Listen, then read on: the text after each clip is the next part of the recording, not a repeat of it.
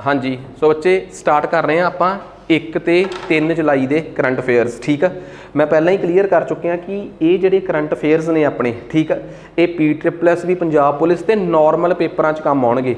मैं नहीं कहता कि किसी वड्डे पेपर च करंट अफेयर आ नहीं सकते, जिवें नैब के पेपर च भी कुछ करंट अफेयर्स या PPSC भी जो 1 लाइन का करंट अफेयर्स पुछदी है तो वह हिस्सा इत्थे कवर होऊगा। एडिटोरीअल्स ते डिटेल्ड करंट अफेयर्स जिहड़े आ वो एक वक्री वीडियो सैपरेट वीडियो होया करूगी।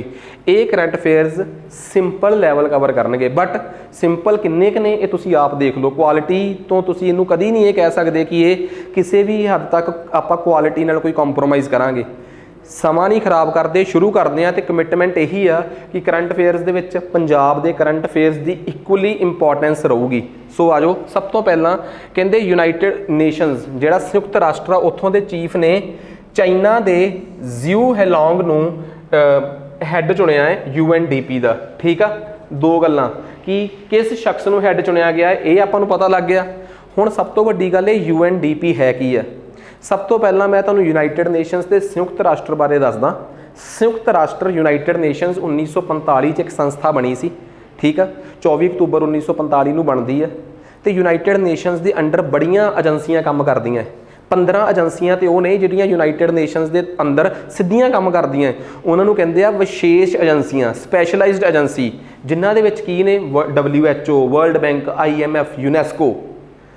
यूनाइटेड नेशनस 4 ਤੋਂ 5 प्रोग्राम भी चलाउंदा है। यूनाइटेड नेशनस का डिवेलपमेंट प्रोग्राम, यूनाइटेड नेशनस का इन्वायरमेंट प्रोग्राम, यूनाइटेड नेशनस का वीमेन, यूनाइटेड नेशनस के यूनीसैफ बच्चों वास्ते प्रोग्राम, ये यूनाइटेड नेशनस के प्रोग्राम ने। ठीक है, कईयां नूं तो यह भी नहीं पता कि यूनाइटेड नेशनस दीयां स्पैशल एजेंसियां, यूनाइटेड नेशनस के प्रोग्राम तो यूनाइटेड नेशनस दीयां रिलेटेड एजेंसीज च की फर्क आ। डिटेल दे विच अपने लैक्चर कवर भी होए हुए आ ते अगले कोर्स च कवर भी करने आ, तो तुसीं उत्थों चंगी तरह समझो पहला कि यूनाइटेड नेशनस हुंदा की है। खैर आ जाओ, यूनाइटेड नेशनस का जिहड़ा इन्वायरमेंट डिवेलपमेंट प्रोग्राम है ना, ये यूनाइटेड नेशनस के जिहड़े डिवेलपमेंट के एजेंडे आ उन्होंने पूरा करने वास्ते 1965 च बनाया गया सी ते न्यूयॉर्क च इहदा हैडकुआटर आ। तुसीं कहो कि ये डिवेलपमेंट के एजेंडे है की है? दुनिया च विकास नूं लैके कुछ टीचे बनाए जाते हैं कि हर देश आ टीचे पूरे करके विकास वाल वधूगा। दुनिया नूं 2015 तो लैके 30 तक यूनाइटेड नेशनस ने 17 टीचे दिते आ, टिकाऊ विकास टीचे, सस्टेनेबल डिवेलपमेंट गोल्स। उन्हां च सारे देशों ने अपनियां कमिटमेंट्स कीतियां कि असीं इन्हां टीचिਆਂ ਨੂੰ पूरा करांगे, गरीबी हटावांगे, भुख बड़ी खत्म करांगे, अपनी पढ़ाई का स्तर वधिया करांगे। इहो जे 17 टीचिਆਂ ਨੂੰ सस्टेनेबल डिवेलपमेंट गोल कहा गया है, टिकाऊ विकास टीचे। एक इहो जे गोल्स ਜਿਹੜੇ ਐਵੇਂ ਹੋਣ कि भविख वालियां जनरेशनस का भी फायदा होवे उन्हां च। सो इन्हां दे मकसद ਨੂੰ पूरा करने वास्ते UNDP बनया है। UNDP के डिप्टी के तौर पर, डिप्टी हैड के तौर पर जिऊ हेलोंग नूं अपॉइंट किया गया है। करंट अफेयर भी पता लग गया तो तुहाडी जानकारी लई दसदा आ जिहड़ी अपनी मनुखी विकास सूचकांक आ, जिन्हों असीं इंग्लिश च कहने ह्यूमन डिवेलपमेंट इंडैक्स, जिन्हों पहली बार यूनाइटेड नेशनस 1990 च पाकिस्तानी अर्थशास्त्री महबूबुल हक ते उन्हां दे सहायक के तौर पर भारतीय अर्थशास्त्री अमर्त्या सेन की कोलैबोरेशन के नाल शुरू करती है। ये रिपोर्ट दे विच दुनिया नूं ये पता लगता है कि ह्यूमन डिवेलपमेंट दे विच असीं कित्थे खड़े हाँ। तुसीं मैनूं दसो जिहड़ी लेटैसट ह्यूमन डिवेलपमेंट रिपोर्ट आई है, तुसीं सर्च करके आप अपने नोट्स ऐड करना कि उस पहले नंबर पर किहड़ा देश है, इंडिया का रैंक की है। इहदे च नंबर 0 तो लैके 1 दे विच मिलदे आ। भारत दे किन्ने नंबर आ ये भी तुसीं दसना है। तो सब तो इंपॉर्टेंट गल जिहड़ी सब तो वध ह्यूमन डिवेलपमेंट इंडैक्स दे विच किन्नियां डायमैंशनस दे विच देखिया जाता है। चलो मैं डायमैंशनस दस ही दिना, 3 डायमैंशनस। एक एजुकेशन देखी जाती है, एक लाइफ एक्सपैक्टेंसी, थोड़ा जीवन किन्ना रहूगा, तो एक थोड़ा GNI, gross national income per capita, प्रति व्यक्ति थोड़ी राष्ट्रीय इनकम किन्नी आ वो देखी जाती है। ठीक है, सो 3 डायमैंशनस देखिया जांदियां। इन्हां नूं डायमैंशनस दे विच अगे 4 इंडीकेटर देखे जाते हैं। ठीक है, सो इन्हां दे आधार पर फिर ये पता किया जाता है कि किसी देश च ह्यूमन डिवेलपमेंट किन्नी कुछ हुई है, मनुखी विकास किन्ना कुछ होया है। ये सारे पुट्ठे सीधे काम करती है UNDP। ये यूनाइटेड नेशनस का एक प्रोग्राम आ। ये बारे जो पेपर च आ सकता सी मैं एक्सप्लोर करता। आ जाओ नैक्सट। अगला आ गया कि world economic forum, most important. World economic forum एक बहुत अमीर रईस देशों का एक ग्रुप हुंदा सी जिन्हों अज पूरी दुनिया लई खोल दिता गया है। असल च जदों ये संस्था बनी सी ना, उहदा नाम सी यूरोपीयन मैनेजमेंट फोरम। ਤੇ ਅੱਜ ਇਹ ਵਰਲਡ ਇਕਨੋਮਿਕ ਫੋਰਮ ਦੁਨੀਆ ਦੇ ਸਾਰੇ ਦੇਸ਼ਾਂ ਦੇ ਵਿੱਤ ਮੰਤਰੀ, ਫਾਈਨਾਂਸ ਮਿਨਿਸਟਰ ਤੇ ਉਹਨਾਂ ਦੇ ਜਿਹੜੇ ਕੇਂਦਰੀ ਬੈਂਕ ਆ, ਸੈਂਟਰਲ ਬੈਂਕ ਨੇ, ਜਿਵੇਂ ਇੰਡੀਆ ਦਾ ਸੈਂਟਰਲ ਬੈਂਕ ਕਿਹੜਾ ਹੈ, RBI, ਉੱਥੋਂ ਦੇ ਗਵਰਨਰ ਇੱਥੇ ਮੀਟਿੰਗਾਂ ਅਟੈਂਡ ਕਰਦੇ ਆ ਵਰਲਡ ਇਕਨੋਮਿਕ ਫੋਰਮ ਦੀਆਂ। ਇਹਦੇ 'ਚ ਪੂਰੀ ਦੁਨੀਆ ਦੀ ਅਰਥ ਵਿਵਸਥਾ 'ਤੇ ਨਿਗਾਹ ਰੱਖੀ ਜਾਂਦੀ ਆ। ਉਹਨਾਂ ਦੁਆਰਾ ਇੱਕ ਰਿਪੋਰਟ ਪਬਲਿਸ਼ ਕੀਤੀ ਜਾਂਦੀ ਆ, energy transition index. Basically energy transition index ਦਾ ਬੇਸਿਕਲੀ ਮਤਲਬ ਇਹ ਆ ਕਿਸੇ ਦੇਸ਼ 'ਚ ਕਿੰਨੀ ਕੁ ਊਰਜਾ ਜਿਹੜੀ ਆ ਉਹ ਚੰਗੇ ਤਰੀਕੇ ਨਾਲ ਸਾਫ਼ ਸੁਥਰੀ ਪੈਦਾ ਹੋ ਰਹੀ ਆ। ਤਾਂ ਉਸ ਇੰਡੈਕਸ ਦੇ ਵਿੱਚ ਇੰਡੀਆ ਜਿਹੜਾ ਹੈ ਉਹਦਾ ਰੈਂਕ ਤਕਰੀਬਨ 67ਵਾਂ ਆਇਆ ਹੈ ਇਸ ਵਾਰ। ਪਿਛਲੇ ਸਾਲ ਤੋਂ ਅਸੀਂ ਬੜਾ ਸੁਧਾਰ ਕੀਤਾ, ਸਿੱਧਾ 20 ਛਾਲਾਂ ਉੱਪਰ ਮਾਰੀਆਂ। ਪੇਪਰ 'ਚ ਆਉਣ ਵਾਲਾ ਐਨਰਜੀ ਟ੍ਰਾਂਜੀਸ਼ਨ ਇੰਡੈਕਸ ਕਿਹਦੇ ਦੁਆਰਾ ਰਿਲੀਜ਼ ਕੀਤਾ ਜਾਂਦਾ ਹੈ, ਵਰਲਡ ਇਕਨੋਮਿਕ ਫੋਰਮ ਦੁਆਰਾ। ਇਹਦੇ 'ਚ ਇੰਡੀਆ ਦਾ ਰੈਂਕ ਕਿੰਨਾ ਹੈ, 67 ਤੇ ਪਹਿਲੇ ਨੰਬਰ ਤੇ ਕਿਹੜਾ ਹੈ, ਸਵੀਡਨ। ਤਾਂ ਮੈਂ ਦੱਸ ਹੀ ਦਿੱਤਾ ਕਿ ਵਰਲਡ ਇਕਨੋਮਿਕ ਫੋਰਮ ਇੱਕ ਅਜਿਹੀ ਸੰਸਥਾ ਹੈ ਜਿਹਨੂੰ ਬੇਸਿਕਲੀ ਜਦੋਂ ਸ਼ੁਰੂ ਕੀਤਾ ਗਿਆ ਸੀਗਾ 1971 ਦੇ ਵਿੱਚ, ਠੀਕ ਆ, ਤਾਂ ਇੰਟੈਂਸ਼ਨ ਸੀ ਯੂਰਪ ਦੇ ਅਮੀਰ ਦੇਸ਼ਾਂ ਨੂੰ ਸਲਾਹ ਦਿਆ ਕਰੂਗੀ ਇਹ ਸੰਸਥਾ। ਵਕਤ ਬਦਲਦੇ ਨਾਲ ਇਹ ਪੂਰੀ ਦੁਨੀਆ ਵਾਸਤੇ ਇੱਕ ਸਾਂਝੀ ਸੰਸਥਾ ਬਣ ਗਈ ਤੇ ਜਨੇਵਾ ਸਵਿਟਜ਼ਰਲੈਂਡ 'ਚ ਇਹਦਾ ਹੈੱਡਕੁਆਟਰ ਆ। ਅੱਜ ਵੀ ਇਹ ਸੰਸਥਾ ਇੰਪੋਰਟੈਂਟ ਪਤਾ ਕਿਉਂ ਆ, ਕਿਉਂਕਿ ਇਹ ਬੜੀਆਂ ਰਿਪੋਰਟਾਂ ਰਿਲੀਜ਼ ਕਰਦੀ ਆ। ਜਿਵੇਂ ਐਨਰਜੀ ਟ੍ਰਾਂਜੀਸ਼ਨ ਇੰਡੈਕਸ ਤੋਂ ਬਿਨਾਂ ਵੀ ਇਹ ਕਈ ਰਿਪੋਰਟਾਂ ਨੂੰ ਰਿਲੀਜ਼ ਕਰਦੀ ਆ। ਗਲੋਬਲ ਕੰਪੀਟੀਟਿਵ ਇੰਡੈਕਸ ਰਿਪੋਰਟ ਕਿ ਦੁਨੀਆ ਦੇ ਅਰਥ ਵਿਵਸਥਾਵਾਂ, ਇਕਨੋਮਿਕਸ, ਦੁਨੀਆ ਦੇ ਦੇਸ਼ ਆਪਸ 'ਚ ਬਿਜ਼ਨਸ 'ਚ ਕਿੰਨਾ ਕੁ ਕੰਪੀਟੀਸ਼ਨ ਕਰ ਰਹੇ ਆ, ਉਹਦੇ 'ਚ ਕਿਹੜਾ ਅੱਗੇ ਆ। Global IT report, gender gap, ਕਿੱਥੇ ਮਰਦ ਔਰਤਾਂ ਦੇ ਵਿੱਚ ਫਾਸਲਾ ਹੈ, ਉਹ ਰਿਪੋਰਟ ਵੀ ਇਹ ਰਿਲੀਜ਼ ਕਰਦੇ ਆ। ਗਲੋਬਲ ਰਿਸਕ ਰਿਪੋਰਟ, ਦੁਨੀਆ 'ਚ ਕਿਹੜੇ ਟੌਪ ਦੇ 7 ਸਭ ਤੋਂ ਵੱਡੇ ਖਤਰੇ ਆ, ਕਲਾਈਮੇਟ ਚੇਂਜ, ਬੰਬ ਧਮਾਕੇ, ਟੈਰਰਿਜ਼ਮ, ਐਵੇਂ ਕਿ ਕਿਹੜੇ ਦੁਨੀਆ 'ਚ ਇਸ ਸਾਲ ਟੌਪ 7 ਜਾਂ 10 ਖਤਰੇ ਰਹੇ ਆ। ਇਸ ਤੋਂ ਬਿਨਾਂ ਟਰੈਵਲ ਐਂਡ ਟੂਰਿਜ਼ਮ ਰਿਪੋਰਟ, ਕਈ ਵਾਰੀ ਬੰਦਾ ਭੁਲੇਖਾ ਖਾ ਜਾਂਦਾ ਕਿ travel and tourism report is published by, ਪਹਿਲਾਂ ਲਿਖਿਆ ਹੁੰਦਾ ਵਰਲਡ ਟੂਰਿਜ਼ਮ ਆਰਗੇਨਾਈਜੇਸ਼ਨ, ਬੰਦਾ ਟਿਕ ਲਾਉਂਦਾ। ਐਵੇਂ ਦੀਆਂ ਚੀਜ਼ਾਂ ਤੋਂ ਬਚਿਓ।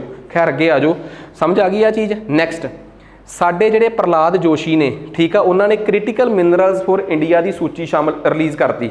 ਦੇਖੋ ਇੱਕ ਗੱਲ ਬੜੀ ਸਾਫ਼ ਆ, ਇਹ ਕ੍ਰਿਟੀਕਲ ਮਿਨਰਲਸ, ਠੀਕ ਆ, ਅਹਿਮ ਖਣਿਜ, ਬੜਾ ਵੱਡਾ ਸ਼ਬਦ ਆ, ਅਹਿਮ ਖਣਿਜ। ਇਹ ਕੀ ਹੁੰਦੇ ਨੇ ਭਲਾ? ਇਹ ਉਹ ਮਿਨਰਲਸ ਨੇ ਜਿਨ੍ਹਾਂ ਦੀ ਭਾਰਤ 'ਚ ਬਹੁਤ ਲੋੜ ਆ। ਵਜ੍ਹਾ ਕਿਉਂਕਿ ਸ਼ਾਇਦ ਜੇ ਇਹ ਮਿਨਰਲਸ ਭਾਰਤ ਕੋਲ ਆਉਣਗੇ, ਤੁਹਾਨੂੰ ਪਤਾ 2030 ਤੱਕ ਭਾਰਤ ਕਿੱਡੀਆਂ ਵੱਡੀਆਂ ਗੱਲਾਂ ਕਰੀ ਬੈਠਾ ਹੈ ਕਿ ਅਸੀਂ 2030 ਤੱਕ ਰੇਲਵੇ ਨੂੰ ਪੂਰਾ ਨੈਟ ਜ਼ੀਰੋ ਕਾਰਬਨ ਐਮਿਸ਼ਨ ਤੇ ਲਿਆਵਾਂਗੇ, ਕਿ ਸਾਡਾ ਰੇਲਵੇ ਨੈਟ ਕਾਰਬਨ ਐਮਿਸ਼ਨ, ਧੂਆਂ ਪ੍ਰਦੂਸ਼ਣ ਜ਼ੀਰੋ ਕਰ ਦੂਗੀ।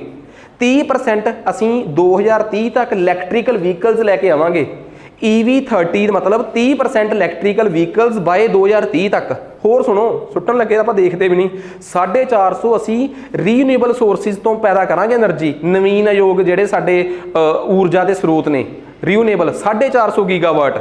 ਹੋਰ ਸੁਣੋ, ਅਸੀਂ ਕੀ ਕਹੀ ਬੈਠੇ ਹਾਂ, ਅਸੀਂ ਇਹ ਵੀ ਕਹੀ ਬੈਠੇ ਹਾਂ ਕਿ ਅਸੀਂ 50% એનર્ਜੀ ਆਪਣੀ ਟੋਟਲ ਦੀ ਨੌਨ ਫੋਸਿਲਸ ਤੇ ਲੈ ਜਾਾਂਗੇ। ਫੋਸਿਲ ਫਿਊਲ ਉਹ ਹੁੰਦੇ ਆ ਜਿਹੜੇ ਧੂਆਂ ਰਿਲੀਜ਼ ਕਰਨ ਵਾਲੇ ਪਦਾਰਥ ਆ। 50% એનર્ਜੀ ਅਸੀਂ ਨੌਨ ਫੋਸਿਲਸ ਤੋਂ ਪੈਦਾ ਕਰਾਂਗੇ।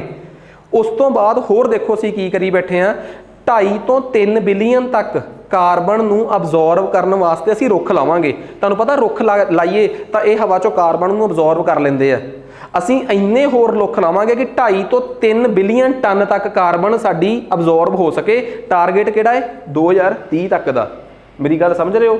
ਤੇ ਅਗਲੀ ਹੋਰ ਗੱਲ ਦੇਖੋ ਅਸੀਂ ਕੀ ਰੱਖਿਆ ਹੈ, ਅਸੀਂ 2005 ਨੂੰ ਆਧਾਰ ਮੰਨ ਕੇ ਆਪਣੀ ਕਾਰਬਨ ਐਮਿਸ਼ਨ ਜਿਹੜੀ ਆ 2030 ਤੱਕ 45% ਘਟਾਵਾਂਗੇ। ਕਿੰਨੇ ਪਰਸੈਂਟ? 45। ਪਹਿਲਾਂ ਅਸੀਂ ਕਿਹਾ ਸੀ 33 ਤੋਂ 35, ਸਾਨੂੰ ਲੱਗਿਆ ਕਿ ਯਾਰ ਥੋੜਾ ਹੀ ਕਹਿਤਾ, ਕਰਨਾ ਨਾ ਕਰਨਾ ਅੱਡ ਗੱਲ ਆ, ਕਹੀਏ ਤਾਂ ਵਧੀਆ, ਠੀਕ ਆ। ਹੁਣ ਅਸੀਂ 45% ਕਹਿਤੀ ਆ ਤੇ 2070 ਤੱਕ ਭਾਰਤ ਨੇ ਕਿਹਾ ਹੈ ਕਿ ਨੈਟ ਕਾਰਬਨ ਐਮਿਸ਼ਨ ਅਸੀਂ ਜ਼ੀਰੋ ਕਰ ਦਾਂਗੇ। ਇਹ ਉਹ ਚੀਜ਼ਾਂ ਨੇ ਜਿਹੜੀਆਂ ਪੇਪਰ 'ਚ ਸਿੱਧੀਆਂ ਆਉਂਦੀਆਂ ਕਿ ਕਿੰਨੇ ਪਰਸੈਂਟ ਟਾਰਗੇਟ ਆ, ਕਿਹੜੇ ਈਅਰ ਤੱਕ ਦਾ ਹੈ। ਇਹ ਮੈਂ ਲਿਖ ਨਹੀਂ ਸਕਿਆ, ਨੋਟ ਆਪੇ ਕਰ ਲਿਓ। ਜੋ ਮੈਂ ਬੋਲਿਆ ਹੋਊਗਾ ਆਪਣੇ ਨੋਟਸ ਪ੍ਰਿੰਟ ਕੱਢੋਗੇ ਜਦੋਂ ਤਾਂ ਉਹਦੇ 'ਤੇ ਕਰ ਲਿਓ। ਮਸਲਾ ਕੀ ਆ? ਮਸਲਾ ਇਹ ਆ ਕਿ ਭਾਰਤ ਦਾ ਜਿਹੜੀ ਮਿਨਿਸਟਰੀ ਆਫ ਮਾਈਨਸ ਆ, ਉਹਨਾਂ ਨੇ ਕਿਹਾ ਕਿ ਉਹ ਖਣਿਜ ਨੇ ਜਿਹੜੇ ਭਾਰਤ ਨੂੰ ਇਹ ਟਾਰਗੇਟ ਪੂਰਾ ਕਰਨ 'ਚ ਮਦਦ ਕਰਨਗੇ। ਇਹਨਾਂ 'ਚੋਂ ਬਹੁਤ ਖਣਿਜ ਇਹੋ ਜਿਹੇ ਨੇ ਜਿਹੜੇ ਨੌਨ ਫੋਸਿਲਸ ਨੇ, ਜਿਨ੍ਹਾਂ 'ਚੋਂ ਧੂਆਂ ਨਹੀਂ ਹੁੰਦਾ, ਠੀਕ ਆ। ਸੋ ਇੱਥੋਂ ਅਸੀਂ ਬੜੀ ਸਾਫ਼ ਸੁਥਰੀ એનર્ਜੀ ਪੈਦਾ ਕਰ ਸਕਦੇ ਹਾਂ। ਇਹਨਾਂ ਨੂੰ ਕਿਸੇ ਵੀ ਹਾਲਤ 'ਚ ਭਾਰਤ 'ਚ ਐਕਸਪਲੋਰ ਕੀਤਾ ਜਾਵੇ ਜਾਂ ਬਾਹਰੋਂ ਮੰਗਾਇਆ ਜਾਵੇ, ਜਿਵੇਂ ਮਰਜ਼ੀ ਕੀਤਾ ਜਾਵੇ, ਇਹ ਭਾਰਤ 'ਚ ਅਤੀ ਜ਼ਰੂਰੀ ਖਣਿਜ ਨੇ। ਸੋ ਇਹ ਮਿਨਰਲਸ ਦੀ ਗੱਲ ਸੀ। ਤੁਹਾਨੂੰ ਪਤਾ ਹੀ ਹੈ ਕਿ ਮਿਨਰਲਸ ਇੱਕ ਨੈਚੁਰਲ ਸਬਸਟੈਂਸ ਹੁੰਦੇ ਨੇ ਜਿਹੜੇ ਦੋ ਟਾਈਪ ਦੇ ਹੋ ਸਕਦੇ ਆ, ਧਾਤੂ ਤੇ ਗੈਰ ਧਾਤੂ। ਮਤਲਬ ਜਿਨ੍ਹਾਂ 'ਚ ਲੋਹਾ ਮਿਲਦਾ ਹੈ ਉਹਨਾਂ ਨੂੰ ਧਾਤੂ ਮਿਲਦੀ ਹੈ, ਮੈਟਲ ਮਿਲਦਾ ਹੈ, ਉਹ ਮੈਟੈਲਿਕ ਧਾਤੂ, ਤੇ ਗੈਰ ਧਾਤੂ ਜਿਹੜੇ ਮੈਟਲ ਦੇ ਰੂਪ 'ਚ ਨਹੀਂ ਹੁੰਦੇ, ਜਿਨ੍ਹਾਂ ਦੀਆਂ ਸ਼ੀਟਾਂ ਤਾਰਾਂ ਨਹੀਂ ਬਣ ਸਕਦੀਆਂ, ਉਹਨਾਂ ਨੂੰ ਕਹਿੰਦੇ ਨੌਨ ਮੈਟੈਲਿਕ। ਜਿਹੜੇ ਧਾਤੂ ਵਾਲੇ ਹੁੰਦੇ ਆ, ਮੈਟਲ ਵਾਲੇ ਹੁੰਦੇ ਆ, ਉਹਨਾਂ 'ਚ ਵੀ ਅੱਗੇ ਦੋ ਟਾਈਪ ਨਿਕਲ ਆਉਂਦੇ ਆ, ਇੱਕ ਫੈਰਸ ਇੱਕ ਨੌਨ ਫੈਰਸ। ਮਤਲਬ ਲੋਹੇ ਸਹਿਤ ਤੇ ਲੋਹਾ ਰਹਿਤ। ਇੱਕ 'ਚ ਲੋਹਾ ਹੋਵੇ ਤਾਂ ਉਹ ਮੈਟਲ ਦੇ ਵਿੱਚੋਂ ਮੈਟੈਲਿਕ ਆ, ਜਿਨ੍ਹਾਂ 'ਚ ਲੋਹਾ ਨਾ ਹੋਵੇ ਉਹ ਨੌਨ ਮੈਟੈਲਿਕ ਆ। ਸੋ ਬੇਸਿਕ ਨੌਨ ਫੈਰਸ ਆ, ਮਤਲਬ ਮੈਟੈਲਿਕ ਅੱਗੇ ਦੋ ਹਿੱਸਿਆਂ 'ਚ ਨੇ, ਧਾਤੂ ਦੋ ਹਿੱਸਿਆਂ 'ਚ ਵੰਡੇ ਜਾਂਦੇ ਆ, ਇੱਕ ਫੈਰਸ ਇੱਕ ਨੌਨ ਫੈਰਸ। ਤੇ ਨਾਰਮਲੀ ਮਿਨਰਲਸ ਦੋ ਟਾਈਪ ਦੇ ਹੁੰਦੇ ਆ, ਇੱਕ ਜਿਵੇਂ ਗ੍ਰੇਫਾਈਟ ਆ, ਇਹ ਨੌਨ ਮੈਟਲ ਆ, ਠੀਕ ਆ, ਇਹ ਨੌਨ ਮੈਟੈਲਿਕ ਆ। ਮੈਟਲ ਕਿਹੜੇ ਆ? ਜੇ ਆਇਰਨ ਵਾਲੇ, ਕਾਪਰ ਵਾਲੇ, ਐਲੂਮੀਨੀਅਮ ਵਾਲੇ। ਜਿਨ੍ਹਾਂ 'ਚ ਆਇਰਨ ਆ ਉਹ ਅੱਗੇ ਮੈਟੈਲਿਕ ਦੇ ਵਿੱਚੋਂ ਕੀ ਨੇ ਭਲਾ? ਫੈਰਸ, ਲੋਹੇ ਸਹਿਤ। ਤੇ ਜਿਹੜੇ ਐਲੂਮੀਨੀਅਮ ਟਾਈਪ ਆ, ਜਿਨ੍ਹਾਂ 'ਚ ਲੋਹਾ ਨਹੀਂ ਗਾ, ਉਹ ਹੈਗੇ ਆ ਨੌਨ ਫੈਰਸ, ਲੋਹਾ ਰਹਿਤ, ਲੋਹੇ ਤੋਂ ਬਿਨਾ। ਫੈਰਸ ਦਾ ਮਤਲਬ ਲੋਹਾ ਹੁੰਦਾ ਹੈ। ਸੋ ਅਸਲ ਦੇ ਵਿੱਚ ਮੈਂ ਤੁਹਾਨੂੰ ਕਹਾਣੀ ਦੱਸਤੀ ਕਿ ਕਿਹੜੇ ਮਿਨਰਲਸ, 30 ਮਿਨਰਲਸ ਨੇ ਜਿਨ੍ਹਾਂ ਨੂੰ ਇਹਨਾਂ ਨੇ ਕ੍ਰਿਟੀਕਲ ਮਿਨਰਲਸ ਦੀ ਕੈਟੇਗਰੀ 'ਚ ਰੱਖਿਆ ਹੈ। ਸੋ ਮੈਟੈਲਿਕ ਤੇ ਨੌਨ ਮੈਟੈਲਿਕ ਦੇ ਵਿੱਚ ਮੈਂ ਫਰਕ ਵੀ ਦੱਸਤਾ, ਪੇਪਰ 'ਚ ਆ ਸਕਦਾ ਹੈ। ਭਾਰਤ ਜੁਲਾਈ 2023 'ਚ ਚੰਦਰਯਾਨ 3 ਰਿਲੀਜ਼ ਕਰ ਰਿਹਾ ਹੈ। ਇਹ ਚੰਦਰਯਾਨ 3 ਕੀ ਆ? ਦੇਖੋ, ਸਭ ਤੋਂ ਇੰਪੋਰਟੈਂਟ ਗੱਲ ਕੀ ਆ, ਤੁਹਾਨੂੰ ਇਹ ਸਭ ਤੋਂ ਪਹਿਲਾਂ ਪਤਾ ਹੋਣਾ ਚਾਹੀਦਾ ਹੈ ਕਿ ਚੰਦਰਯਾਨ 3 'ਚ 3 ਚੀਜ਼ਾਂ ਹੋਣਗੀਆਂ। ਪਹਿਲੀ, ਪ੍ਰੋਪਲਸ਼ਨ ਮੋਡਿਊਲ, ਜਿਹੜਾ ਇਹਨੂੰ ਉੱਪਰ ਲੈ ਕੇ ਜਾਊਗਾ। ਦੂਜੀ ਚੀਜ਼, ਜਿਹੜਾ ਉਹਦੇ 'ਚੋਂ ਟੁੱਟ ਕੇ ਚੰਦਰਮਾ ਦੀ ਸਤ੍ਹਾ ਤੇ ਲੈਂਡ ਕਰੂਗਾ, ਜਿਹਨੂੰ ਲੈਂਡਰ ਕਵਾਂਗੇ। ਫਿਰ ਉਹ ਖੁੱਲੂਗਾ, ਉਹਦੇ 'ਚੋਂ ਤੀਸਰਾ ਨਿਕਲ ਕੇ ਬਾਹਰ ਆਊਗਾ, ਜਿਹਨੂੰ ਆਪਾਂ ਰੋਵਰ ਕਵਾਂਗੇ, ਜਿਹੜਾ ਰਿੜੂਗਾ ਉੱਥੇ। ਸੋ ਚੰਦਰਯਾਨ 3 ਇੱਕ 3 ਹਿੱਸਿਆਂ 'ਚ ਜਾਊਗਾ। ਇੱਕ ਪ੍ਰੋਪਲਸ਼ਨ ਮੋਡਿਊਲ, ਜਿਹੜਾ ਇਹਨੂੰ ਪ੍ਰੋਪੈਲ ਕਰਕੇ ਉੱਪਰ ਲੈ ਕੇ ਜਾਊਗਾ, ਦੂਜਾ ਲੈਂਡਰ ਤੇ ਤੀਜਾ ਰੋਵਰ। ਇਹਨਾਂ ਨੂੰ ਪੰਜਾਬੀ 'ਚ ਵੀ ਪ੍ਰੋਪਲਸ਼ਨ ਮੋਡਿਊਲ ਤੇ ਲੈਂਡਰ ਤੇ ਰੋਵਰ ਕਿਹਾ ਜਾਂਦਾ ਹੈ। ਪੰਜਾਬੀ ਟ੍ਰਿਬਿਊਨ 'ਚ ਜਦੋਂ ਇਹ ਆਰਟੀਕਲ ਆਇਆ ਹੈ ਤਾਂ ਉਹਦੇ 'ਚ ਇਹਦੇ ਸ਼ਬਦਾਂ ਦਾ ਨਾਮ ਉਵੇਂ ਹੀ ਰੱਖਿਆ ਗਿਆ ਹੈ, ਠੀਕ ਆ। ਪ੍ਰੋਪਲਸ਼ਨ ਮੋਡਿਊਲ, ਲੈਂਡਰ ਤੇ ਰੋਵਰ ਹੀ ਕਿਹਾ ਗਿਆ ਹੈ। ਖੈਰ, ਆਜੋ ਆਪਾਂ ਆਪਣੇ ਮਸਲੇ ਤੇ ਚੱਲਦੇ ਹਾਂ। ਇਸ ਚੰਦਰਯਾਨ 1 ਨੂੰ 2008 'ਚ ਧਰਤੀ ਤੋਂ ਭੇਜਿਆ ਗਿਆ ਸੀ ਤੇ ਇਹ ਉੱਥੇ ਪਾਣੀ ਦੀ ਪ੍ਰੂਫ ਲੈ ਕੇ ਆਇਆ ਸੀ। 2019 'ਚ ਚੰਦਰਯਾਨ 2 ਗਿਆ, ਜਿਹਦੇ 'ਚ ਜਿਹੜਾ ਪ੍ਰੋਪਲਸ਼ਨ ਮੋਡਿਊਲ ਗਿਆ ਸੀ ਉਹਦਾ ਨਾਮ ਚੰਦਰਯਾਨ ਸੀ। ਜਿਹੜਾ ਉਹਦੇ 'ਚੋਂ ਲੈਂਡਰ ਨਿਕਲ ਕੇ ਬਾਹਰ ਗਿਆ ਸੀਗਾ, ਠੀਕ ਆ, ਉਹਦਾ ਨਾਮ ਸੀਗਾ ਆਪਣਾ ਪ੍ਰਯਾਨ, ਠੀਕ ਆ, ਵਿਕਰਮ। ਤੇ ਜਿਹੜਾ ਉਹਦੇ 'ਚੋਂ ਟਾਇਰਾਂ ਵਾਲਾ ਰੋਵਰ ਬਾਹਰ ਆਇਆ ਸੀ ਉਹਦਾ ਨਾਮ ਪ੍ਰਗਿਆਨ ਸੀ। ਲੈਂਡਰ ਹੀ ਉੱਥੇ ਸਹੀ ਤਰੀਕੇ ਨਾਲ ਲੈਂਡ ਨਹੀਂ ਹੋ ਸਕਿਆ ਸੀ, ਇਸ ਕਰਕੇ ਪ੍ਰੋਪਲਸ਼ਨ ਵਾਲਾ ਤਾਂ ਸਹੀ, ਸਾਡਾ ਮਤਲਬ ਕਿ ਪ੍ਰੋਪਲਸ਼ਨ ਮੋਡਿਊਲ ਤਾਂ ਸਹੀ ਤਰੀਕੇ ਨਾਲ ਕੰਮ ਕਰ ਹੀ ਰਿਹਾ ਹੈ, ਠੀਕ ਆ। ਹੁਣ ਅਸੀਂ ਕੀ ਕਰਨ ਜਾ ਰਹੇ ਹਾਂ? ਇੱਕ ਨਵਾਂ ਸਿਸਟਮ ਭੇਜਾਂਗੇ। ਜਿਹੜਾ ਨਵਾਂ ਸਿਸਟਮ ਭੇਜਾਂਗੇ ਅਸੀਂ ਉੱਥੇ, ਠੀਕ ਆ, ਉਹਦੇ 'ਚ ਨਵਾਂ ਲੈਂਡਰ ਹੋਊਗਾ ਤੇ ਨਵਾਂ ਰੋਵਰ ਹੋਊਗਾ। ਭਾਰਤ ਨੇ ਫੈਸਲਾ ਕੀਤਾ ਹੈ ਕਿ ਲੈਂਡਰ ਤੇ ਰੋਵਰ ਦਾ ਨਾਮ ਉਹੀ ਰੱਖਿਆ ਜਾਊਗਾ ਜੋ ਪੁਰਾਣਾ ਹੈ। ਬਸ ਪ੍ਰੋਪਲਸ਼ਨ ਮੋਡਿਊਲ ਜਿਹੜਾ ਇਹਨੂੰ ਲੈ ਕੇ ਜਾਊਗਾ, ਉਹਦਾ ਨਾਮ ਚੰਦਰਯਾਨ 2 ਦੀ ਜਗ੍ਹਾ ਤੇ ਕੀ ਕਰਤਾ? ਚੰਦਰਯਾਨ 3।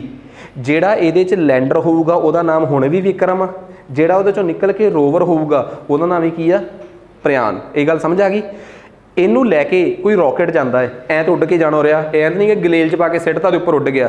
ਇਹਨੂੰ ਸਾਡੇ ਇੰਡੀਆ ਦੀ ਇੱਕ ਕੋਸਟ ਆ ਇੱਥੇ, ਸਤੀਸ਼ ਧਵਨ ਸਾਡਾ ਸੈਂਟਰ ਆ, ਸੌਰੀ ਇੱਥੇ ਨਹੀਂ ਲਿਖਿਆ, ਉੱਪਰ ਹੋਣਾ। ਸਤੀਸ਼ ਧਵਨ ਕਿੱਥੇ ਲਿਖਿਆ ਹੈ?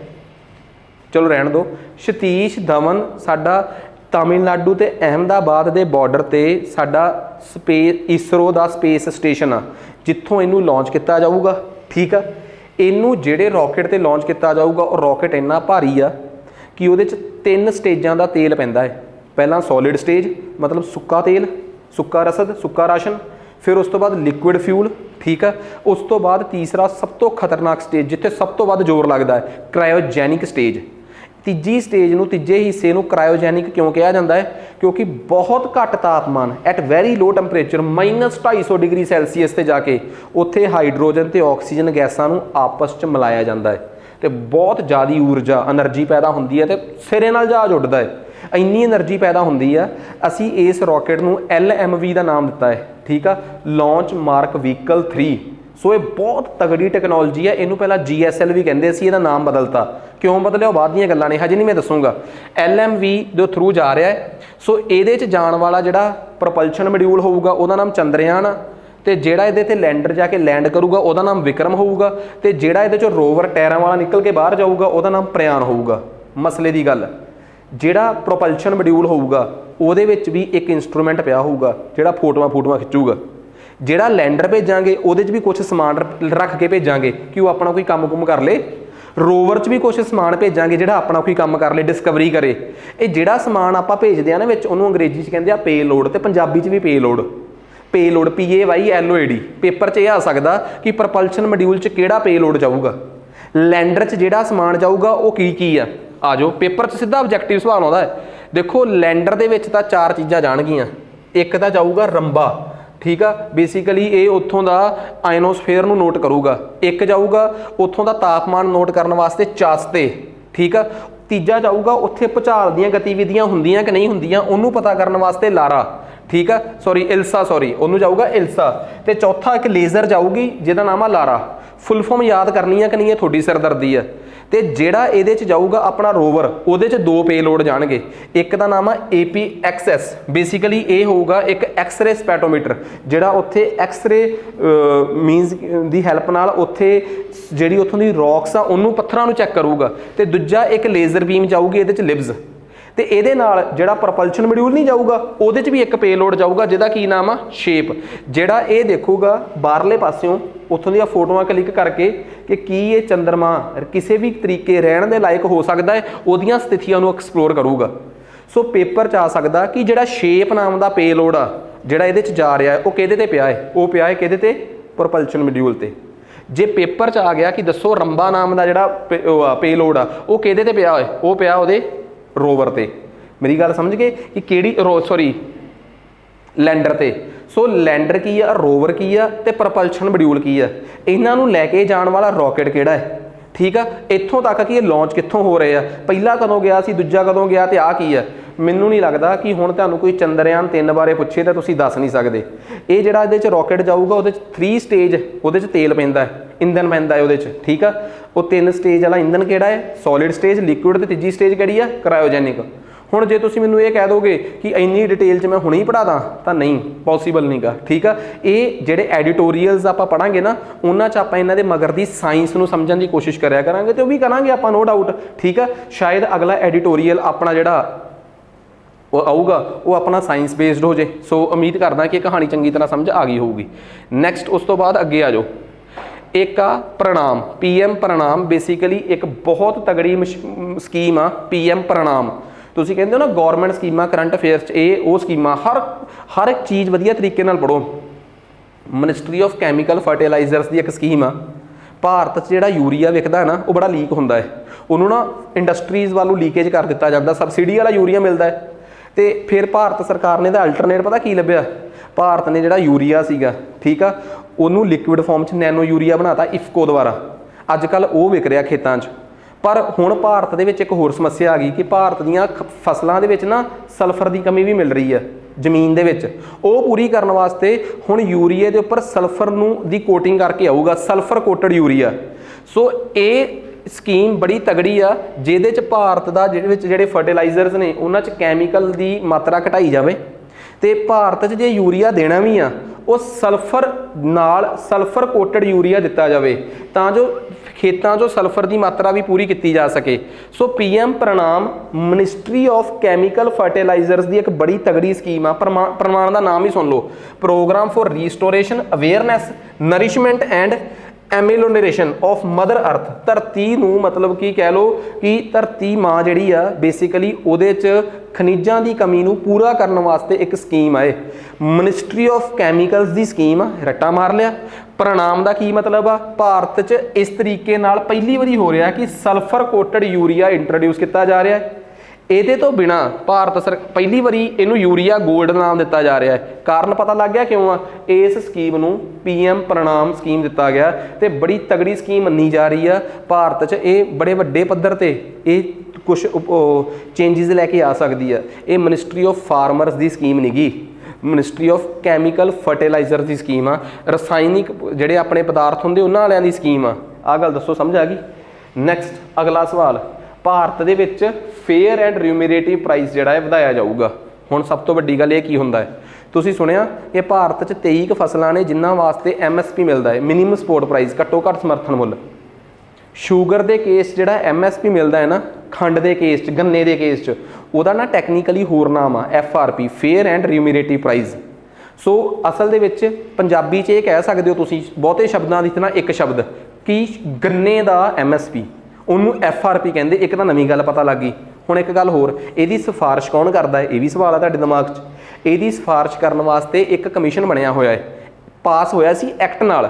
माड़े पेपर ते भी पुछ लेंदे आ कि MSP होवे चाहे FRP होवे, ਇਹਦੀ रिकमेंडेशन पंजाबी 'ਚ कह लो सिफारिश कौन करता, CACP। CACP हुंदा है commission on agriculture cost and prices, मतलब खेतीबाड़ी के खर्चियां, ठीक है, ते रेटां ते कमीशन। ये एक स्टैचूटरी बॉडी आ, 1964 दे विच बनी सी, मिनिस्ट्री ऑफ एग्रीकल्चर के अंडर काम करती है, ठीक है। ਇਹਦਾ ਕੰਮ ਆ ਭਾਰਤ ਦੇ ਵਿੱਚ ਕਿਸੇ ਵੀ ਫਸਲ ਤੇ ਆਏ ਖਰਚਿਆਂ ਨੂੰ ਧਿਆਨ 'ਚ ਰੱਖ ਕੇ ਸਰਕਾਰ ਨੂੰ ਇਹ ਸਿਫਾਰਿਸ਼ ਦੇਣੀ ਕਿ ਇਹਦਾ ਅਸੀਂ ਘੱਟੋ ਘੱਟ ਕਿੰਨਾ ਸਮਰਥਨ ਮੁੱਲ ਰੱਖ ਸਕਦੇ ਹਾਂ, ਠੀਕ ਆ, ਮੰਨ ਲਓ। ਤੇ ਇੱਕ ਗੱਲ ਹੋਰ, ਨੈਸ਼ਨਲ ਕਮਿਸ਼ਨ ਔਨ ਫਾਰਮਰਸ 2004 ਚ ਬਣਿਆ ਸੀ, ਉਹਨੂੰ ਕਹਿੰਦੇ ਆ MS ਸਵਾਮੀਨਾਥਨ ਕਮਿਸ਼ਨ। ਉਹਨੇ ਕਿਹਾ ਸੀ ਕਿ CACP ਸਿਫਾਰਿਸ਼ ਕਰਨ ਲੱਗੇ ਇਸ ਗੱਲ ਦਾ ਧਿਆਨ ਰੱਖੇ ਕਿ ਜਿੰਨਾ ਸਰਕਾਰ ਕਿਸਾਨ ਦਾ ਖਰਚਾ ਆਇਆ ਹੈ ਉਹਦਾ ਘੱਟੋ ਘੱਟ ਉਹਨੂੰ 50% ਪ੍ਰੋਫਿਟ ਤਾਂ ਮਿਲੇ ਹੀ ਮਿਲੇ। ਜੇ 100 ਰੁਪਈਆ ਖਰਚਾ ਹੈ ਤਾਂ ਉਹਨੂੰ 150 ਰੁਪਈਆ MSP ਫਿਕਸ ਕਰੇ ਘੱਟੋ ਘੱਟ। खैर नैशनल कमिशन ऑन फार्मर्स ਦੀਆਂ ਸਿਫਾਰਿਸ਼ਾਂ ਮੰਨੀਆਂ ਗਈਆਂ ਕਿ ਨਹੀਂ ਮੰਨੀਆਂ ਗਈਆਂ, ਇਹਦੇ ਤੇ ਅੱਜ ਵੀ ਵਿਵਾਦ ਆ। ਪਰ CACP ਇਸ ਗੱਲ ਦਾ ਧਿਆਨ ਰੱਖਦੀ ਆ, ਇਹ ਮੈਂ ਨਹੀਂ, ਸਰਕਾਰ ਜ਼ਰੂਰ ਮੰਨਦੀ ਆ। ਪਰ ਕਿਸਾਨ ਕਹਿੰਦੇ ਆ ਕਿ ਨਹੀਂ, ਸਰਕਾਰ ਕਹਿੰਦੀ ਆ ਕਿ ਤੁਹਾਡਾ ਖਰਚਾ 80 ਰੁਪਏ ਆਇਆ ਹੈ ਜ਼ਮੀਨ ਉਹ ਸਾਰਾ ਕੁਝ ਕਰਨ ਤੇ, ਅਸੀਂ 50% ਦੇ ਹਿਸਾਬ ਨਾਲ 120 ਰੁਪਏ ਦੇ ਦਿੱਤੇ ਆ। ਕਿਸਾਨ ਕਹਿੰਦੇ ਸਭ ਕੁਝ ਸਹੀ ਆ, पर एक ही गलती गल आ, तुहानूं खर्चा मापना ही नहीं आउंदा। जिन्हों तुसीं 80 रुपए कहंदे हो, 100 रुपए आया साडा खर्चा, तो इस हिसाब नाल सानूं MSP सिर्फ 20% मिलिया है, 50 नहीं मिलिया। धोखा ना दो, ये किसी होर नूं कह दिओ जाके। सो किवें सरकार टिल्ट कर दिंदी है, पेपर च आ सकदा नैशनल कमिशन ऑन फार्मर्स कदों बनिया सी, 2004 च, किहदे अंडर बनिया सी, MS स्वामीनाथन दे। की कहा सी कि घट्टो घट्ट किसानां नूं 50% तां रेट मिलना चाहिदा है। पर CACP ਉਹਦੀਆਂ ਗੱਲਾਂ ਨੂੰ ਅੱਜ ਵੀ ਅਣਗੌਲਿਆਂ ਕਰ ਜਾਂਦੀ ਹੈ। CACP ਕਿਹਨੂੰ ਸਿਫਾਰਿਸ਼ ਕਰਦੀ ਹੈ, ਸਰਕਾਰ ਨੂੰ? ਇਹ ਤਾਂ ਆਮ ਜੀ ਗੱਲ ਹੋ ਗਈ। ਉਹ ਕਿਹਨੂੰ ਕਰਦੀ ਆ, ਪੇਪਰ 'ਚ ਕੀ ਆਊਗਾ? ਭਾਰਤ ਦੇ ਵਿੱਚ 8 ਕੈਬਨਿਟ ਕਮੇਟੀਆਂ ਹੈ, ਕੈਬਨਿਟ ਕਮੇਟੀਆਂ 8 ਕੈਬਨਿਟ ਕਮੇਟੀਆਂ ਵੱਖਰੇ ਵੱਖਰੇ ਕੰਮ ਕਰਦੀਆਂ। ਉਹਨਾਂ 'ਚੋਂ ਸਭ ਤੋਂ ਖਤਰਨਾਕ ਕਮੇਟੀ ਹੈ, ਮੈਂ ਇੱਕ ਨਾਮ ਲੈ ਰਿਹਾ, cabinet committee on economic affairs, ਆਰਥਿਕ ਮਾਮਲਿਆਂ ਉੱਤੇ ਕੈਬਨਿਟ ਕਮੇਟੀ। ਇਹ 8 ਕੈਬਨਿਟ ਕਮੇਟੀਆਂ ਵੱਡੇ ਵੱਡੇ ਫੈਸਲੇ ਕਰਦੀਆਂ। ਭਾਰਤ 'ਚ ਕਿਹਦੇ ਤੇ ਹਮਲਾ ਕਰਨਾ ਹੈ, ਇਹਦੇ ਤੇ ਫੈਸਲਾ ਕਰਦੀ ਹੈ cabinet committee on security. Top ਦੇ ਬਿਊਰੋਕਰੇਟਸ ਨੂੰ ਕਿੱਥੇ ਕਿੱਥੇ ਅਪਾਇੰਟ ਕਰਨਾ ਹੈ, ਉਹਦੇ ਤੇ ਫੈਸਲਾ ਕਰਦੀ ਹੈ cabinet committee on appointment. Bharat 'ਚ ਕੀ ਖਰੀਦਣਾ ਕੀ ਵੇਚਣਾ, ਇਹਦੇ ਤੇ ਫੈਸਲਾ ਕਰਦੀ ਹੈ cabinet committee on economic affairs. Bharat ਦੇ ਬਾਕੀ ਦੇਸ਼ਾਂ ਨਾਲ ਰਾਜਨੀਤਿਕ ਸੰਬੰਧ ਕਿਵੇਂ ਹੋਣੇ ਚਾਹੀਦੇ, ਇਹਦੇ ਤੇ ਫੈਸਲਾ ਕਰਦੀ ਹੈ cabinet committee on political affairs. Bharat ਦੇ ਵਿੱਚ ਸਕਿੱਲ ਡਿਵੈਲਪਮੈਂਟ ਤੇ ਕਮੇਟੀ ਬਣੀ ਹੈ, cabinet committee on skill development. Bharat ਦੇ ਵਿੱਚ ਇਨਵੈਸਟਮੈਂਟ ਤੇ ਕਮੇਟੀ ਬਣੀ ਆ, ਕੈਬਨਿਟ ਕਮੇਟੀ ਔਨ ਇਨਵੈਸਟਮੈਂਟ। 8 ਚੋਂ 6 ਪੜ੍ਹਾਤੀਆਂ, ਇਹ 6 ਦਾ ਮੁਖੀ ਹੁੰਦਾ ਪ੍ਰਧਾਨ ਮੰਤਰੀ। Cabinet committee on accommodation, top ਦੇ ਅਫਸਰਾਂ ਨੂੰ ਤੇ ਰਾਜਨੀਤਿਕ ਲੋਕਾਂ ਨੂੰ ਕਿਹੜੇ ਕਮਰੇ ਮਿਲਨੇ ਆ, ਘਰ ਮਿਲਨੇ ਆ, ਇਹਨੂੰ ਕਹਿੰਦੇ ਆ ਕੈਬਨਿਟ ਕਮੇਟੀ ਔਨ ਅਕੋਮੋਡੇਸ਼ਨ। ਇਹਦਾ ਮੁਖੀ ਆ ਸਾਡਾ ਗ੍ਰਹਿ ਮੰਤਰੀ Amit Shah ji. Cabinet committee on parliamentary affairs, ਸਰਕਾਰ ਦਾ ਪਾਰਲੀਮੈਂਟ 'ਚ ਕੀ ਸਟੈਂਡ ਰਹੂਗਾ, ਇਹਦੇ ਤੇ ਬਣੀ ਇੱਕ ਕਮੇਟੀ। ਇਹਦਾ ਮੁਖੀ ਆ ਰਾਜਨਾਥ ਸਿੰਘ, ਸਾਡਾ ਡਿਫੈਂਸ ਮਿਨਿਸਟਰ। 8 ਦੀਆਂ 8 ਕਮੇਟੀਆਂ ਦੇ ਮੁਖੀ ਦੱਸਦੇ ਆ। ਇਹਨਾਂ 'ਚੋਂ ਸਭ ਤੋਂ ਇੰਪੋਰਟੈਂਟ ਆ ਭਾਰਤ ਦੇ ਵਿੱਚ ਆਰਥਿਕ ਮਾਮਲਿਆਂ ਤੇ ਸਲਾਹ ਦੇਣ ਵਾਲੀ committee, cabinet committee on economic affairs. ਉਹਦਾ ਮੁਖੀ ਕੌਣ ਹੁੰਦਾ ਦੇਸ਼ ਦਾ? ਪ੍ਰਧਾਨ ਮੰਤਰੀ। ਇਸੇ ਕਰਕੇ ਇਹ ਫੈਸਲਾ ਵੀ ਉਹੀ ਕਮੇਟੀ ਕਰਦੀ ਹੈ, cabinet committee on economic affairs. ਕਿਹਦੇ ਕਹਿਣ ਤੇ? Commission on agriculture cost and prices 1965 ਚ ਬਣੀ ਹੋਈ ਇੱਕ ਸਟੈਚੂਟਰੀ ਬੋਡੀ, ਵਿਧਾਨਿਕ ਸੰਸਥਾ, ਜਿਹਦਾ ਕੰਮ ਹੀ ਇਹ ਆ ਕਿ cabinet committee on economic affairs ਨੂੰ ਸਿਫਾਰਿਸ਼ਾਂ ਕਰਕੇ ਦੱਸ ਕਿ ਕਿਹੜੀ ਚੀਜ਼ ਦਾ ਘੱਟੋ ਘੱਟ ਸਮਰਥਨ ਮੁੱਲ ਕਿੰਨਾ ਰੱਖਿਆ ਜਾਵੇ। ਸੋ ਇਸ ਤੋਂ ਵੱਧ ਪੇਪਰ 'ਚ ਹੁਣ ਕੀ ਆਊਗਾ ਯਾਰ, ਆਹ ਤਾਂ ਪੜ੍ਹ ਹੀ ਲਓਗੇ ਕਿ 315 ਰੁਪਏ ਕੁਇੰਟਲ ਕਰਤਾ ਹੈ। ਹੁਣ ਇਹ ਵੀ ਮੈਂ ਪੜ੍ਹਾਊਂਗਾ ਤਾਂ ਫਿਰ ਮਾੜੀ ਗੱਲ ਆ। ਨੈਕਸਟ ਅੱਗੇ ਆ ਜਾਓ। ਭਾਰਤ 'ਚ ਨੈਸ਼ਨਲ ਰਿਸਰਚ ਫਾਊਂਡੇਸ਼ਨ ਬਿੱਲ 2023 ਪਾਸ ਹੋ ਗਿਆ, ਕੈਬਨਿਟ ਨੇ ਮਨਜ਼ੂਰੀ ਦਿੱਤੀ, ਹੁਣ ਇਹ ਬਿੱਲ ਪਾਸ ਹੋ ਜਾਊਗਾ। ਭਾਰਤ ਦੇ ਵਿੱਚ ਇੰਸਟੀਟਿਊਟਸ ਦੇ ਵਿੱਚ ਸਾਇੰਸ ਨੂੰ ਪ੍ਰਮੋਟ ਕਰਨ ਵਾਸਤੇ ਇਹ ਬਿੱਲ ਆ। ਤੇ ਅੱਜ ਤੋਂ ਬਾਅਦ ਭਾਰਤ ਦੇ ਸਰਕਾਰੀ ਅਦਾਰਿਆਂ 'ਚ ਰਿਸਰਚ ਤੇ ਸਾਇੰਸ ਤੇ ਬਹੁਤ ਧਿਆਨ ਦਿੱਤਾ ਜਾਊਗਾ। ਤੇ ਯਾਦ ਰੱਖਿਓ ਬਕਾਇਦਾ ਇੱਕ ਬੋਰਡ ਬਣੂਗਾ, ਠੀਕ ਆ, ਜਿਹੜਾ ਇਹਦਾ ਬੋਰਡ ਬਣੂਗਾ, ਗਵਰਨਿੰਗ ਬੋਰਡ ਬਣੂਗਾ ਇਸ ਰਿਸਰਚ ਵਾਸਤੇ। ਉਸ ਬੋਰਡ ਦਾ ਮੁਖੀ ਹੋਊਗਾ ਦੇਸ਼ ਦਾ ਪ੍ਰਧਾਨ ਮੰਤਰੀ। ਪੇਪਰ 'ਚ ਆ ਸਕਦਾ ਹੈ ਕਿ ਨੈਸ਼ਨਲ ਰਿਸਰਚ ਫਾਊਂਡੇਸ਼ਨ ਬੋਰਡ ਜਿਹੜਾ ਬਣਨ ਜਾ ਰਿਹਾ ਹੈ, ਜਿਹਦੇ ਤਹਿਤ ਭਾਰਤ 'ਚ ਸਾਇੰਸ ਨੂੰ ਪ੍ਰਮੋਟ ਕੀਤਾ ਜਾਊਗਾ, ਉਸ ਬੋਰਡ ਦਾ ਮੁਖੀ ਕੌਣ ਹੋਊਗਾ? ਮਿਨਿਸਟਰ ਸਾਇੰਸ ਟੈਕ ਵਾਲਾ ਨਹੀਂ, ਭਾਰਤ ਦਾ ਪ੍ਰਧਾਨ ਮੰਤਰੀ। ਤੇ ਯਾਦ ਰੱਖਿਓ ਇਹ ਤਾਂ ਇੱਕ ਬੋਰਡ ਬਣੂਗਾ ਜਿਹੜਾ ਇਹ ਦੇਖੂਗਾ ਕਿ ਯੂਨੀਵਰਸਿਟੀਆਂ ਦੇ ਵਿੱਚ ਸਾਇੰਸ ਕਿੰਨੀ ਕੁ ਪ੍ਰਮੋਟ ਹੋ ਰਹੀ ਹੈ ਜਾਂ ਹੋਰ ਸਰਕਾਰੀ ਅਦਾਰਿਆਂ 'ਚ। ਪਰ ਡੇ ਟੂ ਡੇ ਵਰਕਿੰਗ ਵਾਸਤੇ ਇਹ ਬੋਰਡ ਥੋੜ੍ਹਾ ਕੰਮ ਕਰੂਗਾ, ਕਿਉਂਕਿ ਪ੍ਰਧਾਨ ਮੰਤਰੀ ਕੋਲ ਹੋਰ ਕੰਮ ਥੋੜ੍ਹੇ ਆ।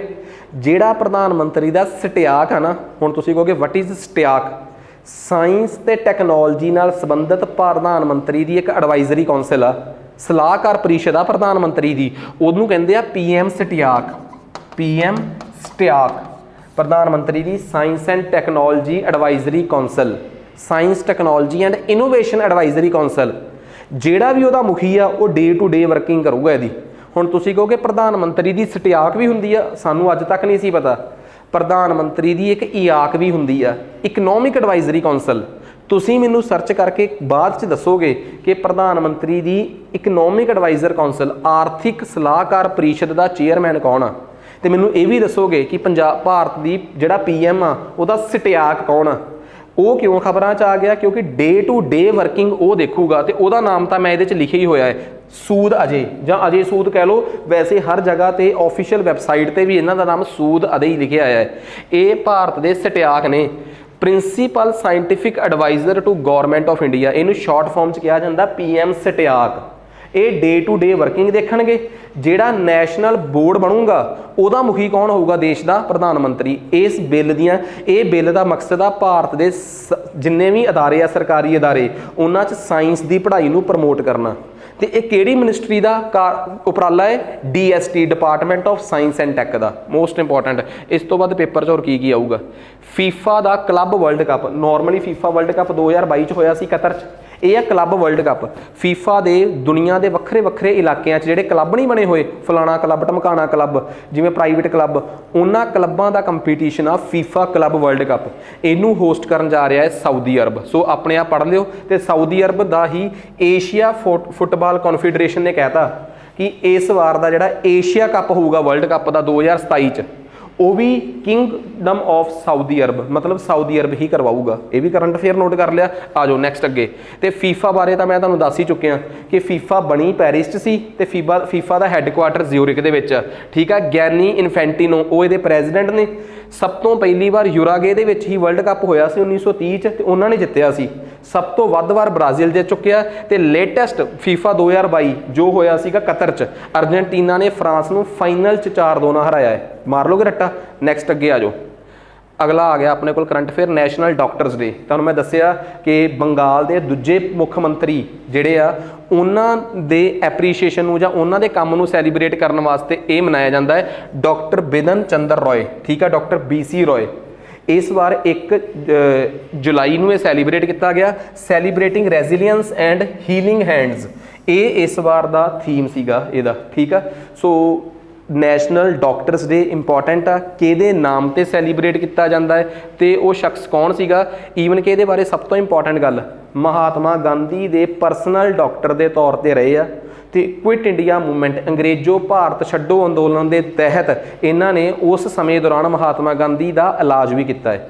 ਸੋ BC ਰॉय ਮੋਸਟ ਇੰਪੋਰਟੈਂਟ। ਤੇ ਉਹਦੇ 2 ਵਾਰ ਵੈਸਟ ਬੰਗਾਲ ਦੇ ਮੁੱਖ ਮੰਤਰੀ ਰਹਿ ਚੁੱਕੇ ਆ, ਤੇ ਦੂਜੇ ਮੁੱਖ ਮੰਤਰੀ ਰਹੇ ਆ ਵੈਸਟ ਬੰਗਾਲ ਦੇ। ਇਸ ਤੋਂ ਵੱਧ ਕੇ ਹੁਣ ਕੀ ਫੈਕਟ ਯਾਦ ਕਰਾਂਗੇ?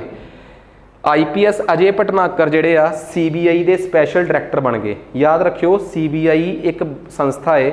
ਠੀਕ ਆ। 1963 'ਚ ਸਨਾਤਨ ਕਮੇਟੀ ਬਣੀ ਸੀ ਕਰਪਸ਼ਨ ਰੋਕਥਾਮ ਤੇ, prevention on corruption Sanatan committee. ਉਹਨੇ ਸਿਫਾਰਿਸ਼ ਕੀਤੀ ਸੀ ਕਿ ਭਾਰਤ ਦੇ ਵਿੱਚ ਨਾ ਇੱਕ ਇਨਵੈਸਟੀਗੇਸ਼ਨ ਬਿਊਰੋ ਹੋਣਾ ਚਾਹੀਦਾ ਹੈ। 1 ਅਪ੍ਰੈਲ 1964 ਨੂੰ CBI ਬਣੀ। CBI ਨੂੰ ਕਿਸੇ ਵੀ ਐਕਟ ਨਾਲ ਨਹੀਂ ਪਾਸ ਕੀਤਾ ਗਿਆ, ਮਤਲਬ ਇਹ ਸਟੈਚੂਟਰੀ ਬੋਡੀ ਨਹੀਂ ਗੀ, ਇਹ ਗੈਰ ਵਿਧਾਨਿਕ ਸੰਸਥਾ ਹੈ। ਸੰਵਿਧਾਨ 'ਚ ਵੀ ਨਹੀਂ ਹੈਗੀ ਤੇ ਕਿਸੇ ਵਿਧਾਨ 'ਚ ਵੀ ਹੈ ਨਹੀਂ, ਮੀਨਸ ਕੌਨਸਟੀਟਿਊਸ਼ਨ 'ਚ ਵੀ ਹੈ ਨਹੀਂ ਤੇ ਕਿਸੇ ਐਕਟ ਨਾਲ ਵੀ ਨਹੀਂ ਬਣੀ। ਇਹ ਇੱਕ ਨੌਨ ਸਟੈਚੂਟਰੀ ਬੋਡੀ ਆ। ਗੁਹਾਟੀ ਹਾਈ ਕੋਰਟ ਨੇ 2013 'ਚ ਕਮੈਂਟ ਕੱਸ ਕੇ ਕਿਹਾ ਸੀਗਾ ਕਿ ਇਹ ਪਿੰਜਰੇ ਦਾ ਤੋਤਾ ਹੈ। ਜੇ ਕੋਈ ਐਕਟ ਨਾਲ ਬਣੀ ਹੋਵੇ ਤਾਂ ਉਹ ਐਕਟ ਨੂੰ ਮਜ਼ਬੂਤੀ ਦੇਵੇ। ਬਿਨਾਂ ਐਕਟ ਤੋਂ ਇਹਦਾ ਮਤਲਬ ਕੇਂਦਰ ਸਰਕਾਰ ਇਹਨੂੰ ਕੰਟਰੋਲ ਕਰਦੀ ਆ, ਜਿਹੜੀ ਵੀ ਮੌਕੇ ਦੀ ਸਰਕਾਰ ਹੋਵੇ। ਦਿੱਲੀ ਪੁਲਿਸ ਐਸਟੈਬਲਿਸ਼ਮੈਂਟ ਐਕਟ ਨਾਲ ਇਹਦੇ ਟੌਪ ਬਿਊਰੋਕਰੇਟਸ ਦੀ ਭਰਤੀ ਹੁੰਦੀ ਸੀ ਪਹਿਲਾਂ, ਹੁਣ ਉਹ ਬਦਲ ਦਿੱਤਾ ਗਿਆ ਹੈ। 2013 ਤੋਂ ਬਾਅਦ ਇਹਦੇ ਟੌਪ ਬਿਊਰੋਕਰੇਟਸ ਦੀ ਭਰਤੀ ਵਾਸਤੇ ਜ਼ਰੂਰ ਇੱਕ ਐਕਟ ਵਰਤਿਆ ਜਾਂਦਾ ਹੈ, ਲੋਕਪਾਲ ਐਕਟ। ਜਿਹੜੇ ਵੀ ਟੌਪ ਲੈਵਲ ਦੇ ਪੁਲਿਸ ਆਫੀਸ਼ੀਅਲਸ ਨੇ IG ਲੈਵਲ ਤੋਂ ਉੱਪਰਲੇ ਅਫਸਰ ਜਿਹੜੇ ਆ ਉਹਨਾਂ ਦੀ ਭਰਤੀ ਜਿਹੜੀ ਆ ਉਹ ਇੱਕ ਐਕਟ ਨਾਲ ਹੁੰਦੀ ਆ, ਲੋਕਪਾਲ ਐਕਟ, ਜਿਹਦੇ ਤਹਿਤ ਜਿਹੜੇ ਟੌਪ ਆਫੀਸ਼ੀਅਲਸ ਨੇ ਉਹਨਾਂ ਦੀ ਭਰਤੀ ਵਾਸਤੇ 3 ਮੈਂਬਰੀ ਕਮੇਟੀ ਬਣਦੀ ਆ। PM, LOP leader of opposition ਤੇ ਇੱਕ ਚੀਫ ਜਸਟਿਸ ਆਫ ਇੰਡੀਆ, ਉਹ ਮਿਲ ਕੇ ਇਹਨਾਂ ਦਾ DG ਚੁਣਦੇ ਆ, ਜਿਹੜਾ ਸਭ ਤੋਂ ਵੱਡੀ ਪੋਸਟ ਹੁੰਦੀ ਹੈ। DG ਤੋਂ ਥੱਲੇ ਸਪੈਸ਼ਲ ਡਾਇਰੈਕਟਰ ਹੁੰਦਾ ਹੈ, ਉਸ ਤੋਂ ਥੱਲੇ ਫਿਰ ਟੌਪ ਦੀ ਬਿਊਰੋਕ੍ਰੇਸੀ ਹੁੰਦੀ, ਅਫਸਰਸ਼ਾਹੀ ਹੁੰਦੀ, ਅਫਸਰਸ਼ਾਹੀ ਕਹਿ ਲਓ ਜਾਂ ਪੁਲਿਸ ਆਫੀਸ਼ੀਅਲਸ ਕਹਿ ਲਓ। ਤੁਸੀਂ ਮੈਨੂੰ ਸਰਚ ਕਰਕੇ ਦੱਸੋਗੇ ਕਿ CBI ਦਾ ਡਾਇਰੈਕਟਰ ਜਨਰਲ ਕੌਣ ਆ, ਸਪੈਸ਼ਲ ਡਾਇਰੈਕਟਰ ਉਸ ਤੋਂ ਥੱਲੜਾ ਰੈਂਕ ਆ, ਡਾਇਰੈਕਟਰ ਜਨਰਲ ਸਭ ਤੋਂ ਟੌਪ ਦੀ ਪੋਸਟ ਆ। ਕਮੇਟੀ ਦੇ ਕਹਿਣ ਤੇ ਬਣੀ, ਉਹ ਵੀ ਦੱਸਤਾ।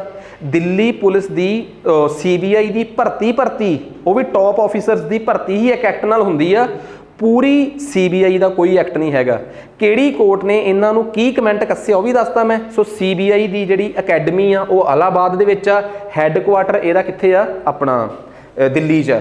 ਤੇ ਯਾਦ ਰੱਖਿਓ ਇੱਕ ਨਾ ਸੈਂਟਰ ਦੀ ਪੁਲਿਸ ਆ ਇੰਟਰਪੋਲ, ਪਤਾ ਨਾ ਇਹ ਗੱਲ, ਸੈਂਟਰ ਦੀ ਪੁਲਿਸ ਦੀ ਹਰ ਦੇਸ਼ ਦੇ ਵਿੱਚ ਇੱਕ ਏਜੰਸੀ ਹੁੰਦੀ ਹੈ ਜਿਹਦੇ ਨਾਲ ਕੋਆਰਡੀਨੇਟ ਕਰਕੇ ਉਹ ਉਸ ਦੇਸ਼ ਦੇ ਵਿੱਚ ਕਿਸੇ ਬੰਦੇ ਨੂੰ ਅਰੈਸਟ ਕਰਾਉਂਦੀ ਹੈ।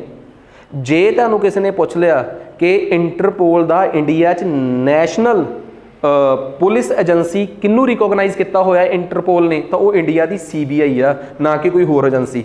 ਇੰਡੀਆ ਦੀ CBI ਨੂੰ ਨੈਸ਼ਨਲ ਪੁਲਿਸ ਏਜੰਸੀ ਦਾ ਸਟੇਟਸ ਹਾਸਲ ਆ ਕਿਹਦੇ ਵਾਸਤੇ, ਇੰਟਰਪੋਲ ਦੀ। ਤਾਂ ਉਹਦੀ ਭਾਰਤ ਦੇ ਵਿੱਚ ਵਿੰਗ, ਇੰਟਰਪੋਲ ਦਾ ਜਿਹੜਾ ਇੰਡੀਆ 'ਚ ਵਿੰਗ ਆ ਉਹਦਾ ਨਾਮ ਕੀ ਆ, CBI। ਸੋ ਕਦੇ ਵੀ ਕਨਫਿਊਜ਼ ਨਾ ਹੋ ਜਿਓ, ਆਹ ਗੱਲ ਸਮਝ ਆ ਗਈ। ਜੇ ਇੰਟਰਪੋਲ ਨੇ ਕਿਸੇ ਵੀ ਬੰਦੇ ਦੇ ਖਿਲਾਫ ਕੋਈ ਲੁੱਕ ਆਊਟ ਨੋਟਿਸ ਜਾਰੀ ਕਰਤਾ ਤੇ ਭਾਰਤ 'ਚ ਉਹਦੀ ਨਿਗਰਾਨੀ ਕੋਈ ਪੁਲਿਸ ਨਹੀਂ ਕਰੂਗੀ, ਸਿਰਫ ਤੇ ਸਿਰਫ ਕੌਣ ਕਰੂਗੀ, CBI। ਆ ਮਾਰੋ ਰੱਟੇ, ਤੁਹਾਡੇ ਸਾਹਮਣੇ ਹੀ ਆ ਕੀ ਕਹਾਣੀ ਆ।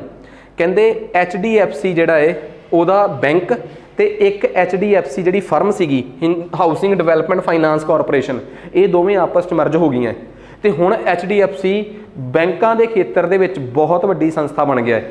ਵੈਸੇ ਵੀ HDFC ਪਹਿਲਾਂ ਵੀ ਭਾਰਤ 'ਚ ਬਹੁਤ ਵੱਡਾ ਬੈਂਕ ਸੀਗਾ। ਤੇ ਤੁਹਾਨੂੰ ਪਤਾ ਦੁਨੀਆ 'ਚ ਜਿਹੜੇ ਬੈਂਕ ਜੇ ਡੁੱਬ ਜਾਣ ਤੇ ਦੁਨੀਆ ਦਾ ਬੇੜਾ ਬਿਠਾ ਸਕਦੇ ਆ, ਉਹਨਾਂ ਬੈਂਕਾਂ ਨੂੰ ਕਿਹਾ ਜਾਂਦਾ ਹੈ GSIB, ਗਲੋਬਲੀ ਯਾਨੀ ਕਿ ਵੈਸ਼ਵਿਕ ਤੌਰ ਤੇ ਸਿਸਟਮੈਟਿਕ ਇੰਪੋਰਟੈਂਟ ਬੈਂਕ। ਦੇਸ਼ ਦੇ ਪੱਧਰ ਤੇ ਜਿਹੜੇ ਬੈਂਕਾਂ ਦੇ ਡੁੱਬਣ ਨਾਲ ਬੈਂਕਾਂ ਦਾ ਬੇੜਾ ਬਹਿ ਜਾਂਦਾ ਹੈ ਉਹਨੂੰ ਕਹਿੰਦੇ ਆ DSIB, ਡੋਮੈਸਟਿਕਲੀ ਸਿਸਟਮੈਟਿਕ ਇੰਪੋਰਟੈਂਟ ਬੈਂਕ। ਤੇ ਮੈਂ ਤੁਹਾਡੀ ਜਾਣਕਾਰੀ ਲਈ ਦੱਸਦਾ, ਭਾਰਤ 'ਚ ਜਿਹੜੇ DSIB ਹੁੰਦੇ ਆ ਡੋਮੈਸਟਿਕ ਲੈਵਲ ਤੇ ਸਿਸਟਮੈਟਿਕ ਇੰਪੋਰਟੈਂਟ ਬੈਂਕ, ਇਹਨਾਂ ਦੀ ਸੂਚੀ ਜਾਰੀ ਕਰਦਾ ਹੈ ਭਾਰਤ ਦਾ ਕੇਂਦਰੀ ਬੈਂਕ RBI। ਤੇ ਗਲੋਬਲ ਪੱਧਰ ਤੇ ਜਿਹੜੇ ਇੰਪੋਰਟੈਂਟ ਬੈਂਕ ਨੇ ਉਹਨਾਂ ਦੀ ਸੂਚੀ ਜਾਰੀ ਕਰਦੀ ਆ ਬੇਸਲ ਕਮੇਟੀ। ਭਾਰਤ ਦਾ ਕੋਈ ਬੈਂਕ GSIB ਦੀ ਲਿਸਟ 'ਚ ਤਾਂ ਸ਼ਾਮਲ ਨਹੀਂ ਹੈਗਾ, ਪਰ ਮੈਂ ਤੁਹਾਡੀ ਜਾਣਕਾਰੀ ਲਈ ਦੱਸਦਾ, ਜਿਹੜੀ ਭਾਰਤ ਦੀ ਡੋਮੈਸਟਿਕ ਸਿਸਟਮੈਟਿਕ ਇੰਪੋਰਟੈਂਟ ਬੈਂਕਾਂ ਦੀ ਸੂਚੀ ਆ ਉਹਦੇ 'ਚ ਭਾਰਤ ਦੇ 3 ਬੈਂਕ ਆ, SBI, ICI ਤੇ HDFC। ਪ੍ਰਾਊਡ ਵਾਲੀ ਗੱਲ ਹੈ HDFC ਉੱਥੇ ਵੀ ਹੈਗਾ। ਸੋ ਖਬਰ ਆਈ ਸੀ ਦੁਨੀਆ ਦੇ ਵਿੱਚ ਜਿਹੜੇ bank too big to fail ਆ, ਕਿ ਜੇ ਇਹ ਫੇਲ ਹੋ ਗਏ ਤਾਂ ਨੁਕਸਾਨ ਆ, ਤੇ ਇਹ ਫੇਲ ਹੋ ਹੀ ਨਹੀਂ ਸਕਦੇ, ਉਹਨਾਂ ਨੂੰ DSIBs ਵੀ ਕਿਹਾ ਜਾਂਦਾ ਹੈ। ਸੋ ਜੇ ਕੋਈ ਖਬਰ ਕਿ ਸਰ ਖਬਰ ਕੀ ਆ, ਖਬਰ ਇਹ ਆ ਕਿ ਇਸ ਖਬਰ ਦਾ ਮਤਲਬ ਇਹ ਨਿਕਲ ਕੇ ਆਇਆ ਕਿ HDFC ਬੈਂਕ ਜਿਹੜਾ ਹੈ ਇਹ ਹੁਣ ਦੁਨੀਆ 'ਚ ਦੂਜੇ ਤੀਜੇ ਨੰਬਰ ਦਾ ਬੈਂਕ ਬਣ ਗਿਆ। ਇੰਡੀਆ ਛੱਡੋ, ਦੁਨੀਆ ਦੇ ਵਿੱਚ ਦੂਜੇ ਤੀਜੇ ਨੰਬਰ ਤੇ ਪਹੁੰਚਣ 'ਚ ਆ ਗਿਆ ਜਦੋਂ ਇਹਦੇ 'ਚ HDFC ਮਰਜ ਹੋ ਗਈ। ਠੀਕ ਆ, ਇਹਦੀ ਆਪਣੀ ਹੀ ਫਾਈਨਾਂਸ ਕਾਰਪੋਰੇਸ਼ਨ ਮਰਜ ਹੋ ਗਈ ਇਹਦੇ 'ਚ। ਉਸ ਤੋਂ ਬਾਅਦ ਆ ਗਿਆ ਇੰਡੀਆ ਦੀ ਸਭ ਤੋਂ ਵੱਡੀ 에ਅਰ ਫੋਰਸ ਐਕਸਰਸਾਈਜ਼ ਆ ਜਿਹੜੀ ਹੁਣੇ ਤਰੰਗ ਸ਼ਕਤੀ ਕੀਤੀ ਗਈ ਹੈ। ਭਾਰਤ ਸਰਕਾਰ ਨੇ ਤਰੰਗ ਸ਼ਕਤੀ ਨਾਮ ਦੀ, ਜਾਂ ਇੰਡੀਅਨ 에ਅਰ ਫੋਰਸ ਨੇ ਤਰੰਗ ਸ਼ਕਤੀ ਐਕਸਰਸਾਈਜ਼ UK, US ਤੇ ਫਰਾਂਸ ਦੀਆਂ 에ਅਰ ਫੋਰਸ ਨਾਲ ਮਿਲ ਕੇ ਕੀਤੀ ਹੈ। ਇਹ ਇੰਡੀਆ ਦੀ ਅੱਜ ਤੱਕ ਦੀ ਸਭ ਤੋਂ ਤਗੜੀ ਐਕਸਰਸਾਈਜ਼ ਆ। ਇਸ ਤੋਂ ਪਹਿਲਾਂ ਫਰਾਂਸ ਦੇ ਨਾਲ ਇੰਡੀਆ ਦੀ ਐਕਸਰਸਾਈਜ਼ ਅਰੀਅਨ ਹੋਈ ਆ, ਐਨੀਕੋਸ ਗ੍ਰੀਸ ਦੇ ਨਾਲ ਹੋਈ ਆ ਤੇ US ਦੇ ਨਾਲ ਹੋਈ ਹੈ ਐਕਸਰਸਾਈਜ਼ ਕੌਪ ਇੰਡੀਆ। ਇਹ ਭਾਰਤ ਦੀਆਂ ਲੇਟੈਸਟ 2023 ਚ ਹੋਈਆਂ ਐਕਸਰਸਾਈਜ਼ ਨੇ, ਇਹ ਵੀ ਵਿੱਚ ਐਡ ਹੋ ਗਈਆਂ। ਇੰਪੋਰਟੈਂਟ ਆ ਗੱਲ, ਸਮਝ ਆ ਗਈ। ਨੈਕਸਟ ਉਸ ਤੋਂ ਬਾਅਦ ਅੱਗੇ ਆ ਜਾਓ। ਕਹਿੰਦੇ ਭਾਰਤ ਦੀ ਸਰਕਾਰ ਤੇ ਇਹ ਆਰੋਪ ਲੱਗਦਾ ਸੀ ਕਿ ਅਸੀਂ ਕਸ਼ਮੀਰ ਦੇ ਬੱਚਿਆਂ ਨੂੰ ਨਾ ਅੱਤਵਾਦ ਲਈ ਵਰਤਦੇ ਹਾਂ। ਤੇ ਜਿਹੜਾ ਯੂਨਾਈਟਿਡ ਨੇਸ਼ਨਸ ਆ ਉੱਥੋਂ ਦੇ ਸੈਕਟਰੀ ਜਨਰਲ ਨੇ ਇੱਕ ਹਰ ਸਾਲ ਇੱਕ ਸੂਚੀ ਜਾਰੀ ਕਰਦੇ ਆ। ਇਸ ਵਾਰ ਉਸ ਸੂਚੀ ਚੋਂ ਭਾਰਤ ਨੂੰ ਕੱਢ ਦਿੱਤਾ ਗਿਆ ਹੈ। ਰੀਸੈਂਟਲੀ ਭਾਰਤ ਨੂੰ ਯੂਨਾਈਟਿਡ ਨੇਸ਼ਨ ਦੇ ਜਿਹੜੇ ਸਕੱਤਰ ਜਨਰਲ ਨੇ, ਠੀਕ ਆ, ਐਂਟਰੀ ਗੁਟਰਸ, ਉਹਨਾਂ ਨੇ ਉਸ ਸੂਚੀ 'ਚ ਸ਼ਾਮਲ ਕਰਤਾ 2023 ਦੀ ਉਸ ਰਿਪੋਰਟ 'ਚ, ਜਿਹਦੇ 'ਚ ਇਹ ਕਿਹਾ ਗਿਆ ਕਿ ਇੰਡੀਆ ਉਹਨਾਂ ਦੇਸ਼ਾਂ 'ਚ ਨਹੀਂ ਆਉਂਦਾ ਜਿਹੜੇ ਆਪਣੇ ਬੱਚਿਆਂ ਨੂੰ ਅੱਤਵਾਦੀ ਦੇ ਤੌਰ ਤੇ ਵਰਤਦੇ ਆ। ਸੋ ਇਹ ਭਾਰਤ ਲਈ ਬੜੀ ਪ੍ਰਾਊਡ ਵਾਲੀ ਗੱਲ ਆ। ਉਸ ਤੋਂ ਬਾਅਦ ਗਲੋਬਲ ਇਨਵਾਇਰਨਮੈਂਟ ਫੈਸਿਲਿਟੀ, ਠੀਕ ਆ, ਵੈਸ਼ਵਿਕ ਵਾਤਾਵਰਨ ਫੈਸਿਲਿਟੀ ਜਿਹੜੀ ਆ ਉਹਦੀ 64ਵੀਂ ਮੀਟਿੰਗ ਹੋਈ ਆ। ਤੁਹਾਡੇ ਦਿਮਾਗ 'ਚ ਆਊਗਾ ਕੀ ਹੈ, ਤੁਹਾਨੂੰ ਪਤਾ ਪੂਰੀ ਦੁਨੀਆ ਦੇ ਵਿੱਚ ਕਲਾਈਮੇਟ ਚੇਂਜ ਪੰਜਾਬੀ 'ਚ ਕਹਿ ਲਓ ਜਲਵਾਯੂ ਪਰਿਵਰਤਨ ਨੂੰ ਲੈ ਕੇ ਕਲੇਸ਼ ਛਿੜਿਆ ਹੋਇਆ। ਗਰੀਬ ਦੇਸ਼ ਕਹਿੰਦੇ ਆ ਕਿ ਸਾਡੇ ਕੋਲ ਪੈਸਾ ਹੀ ਹੈ ਨਹੀਂ, ਅਸੀਂ ਕਲਾਈਮੇਟ ਚੇਂਜ 'ਤੇ ਕੰਮ ਕਰ ਸਕੀਏ। ਤਾਂ ਗੱਲ ਬਣੂਗੀ ਜੇ ਅਮੀਰ ਪੈਸਾ ਦੇਣਗੇ। ਦੁਨੀਆ ਵਿੱਚ ਅਮੀਰਾਂ ਤੇ ਗਰੀਬਾਂ ਨੂੰ ਇੱਕੋ ਪਲੇਟਫਾਰਮ 'ਤੇ ਲੈ ਕੇ ਆਉਣ ਵਾਸਤੇ 1992 ਦੇ ਵਿੱਚ ਇੱਕ ਗੱਲ ਛੇੜੀ ਸੀ ਗਲੋਬਲ ਇਨਵਾਇਰਨਮੈਂਟ ਫੈਸਿਲਿਟੀ ਦੇ ਨਾਮ ਤੇ, ਕਿ ਪੈਸੇ ਪੂਸੇ ਇਕੱਠੇ ਕਰ ਲਿਆ ਕਰੋ। 1994 'ਚ ਵਾਸ਼ਿੰਗਟਨ DC 'ਚ ਇੱਕ ਸੰਸਥਾ ਬਣੀ ਜਿਹਦੇ 'ਚ ਇਹ ਕਿਹਾ ਗਿਆ ਕਿ ਅਮੀਰ ਇਹਦੇ 'ਚ ਪੈਸਾ ਇਕੱਠਾ ਕਰਨਗੇ, ਫਿਰ ਉਸ ਪੈਸੇ ਨਾਲ ਪੂਰੇ ਦੁਨੀਆ ਦੇ ਵਿੱਚ ਕਲਾਈਮੇਟ ਚੇਂਜ 'ਤੇ ਕੰਮ ਹੋਊਗਾ।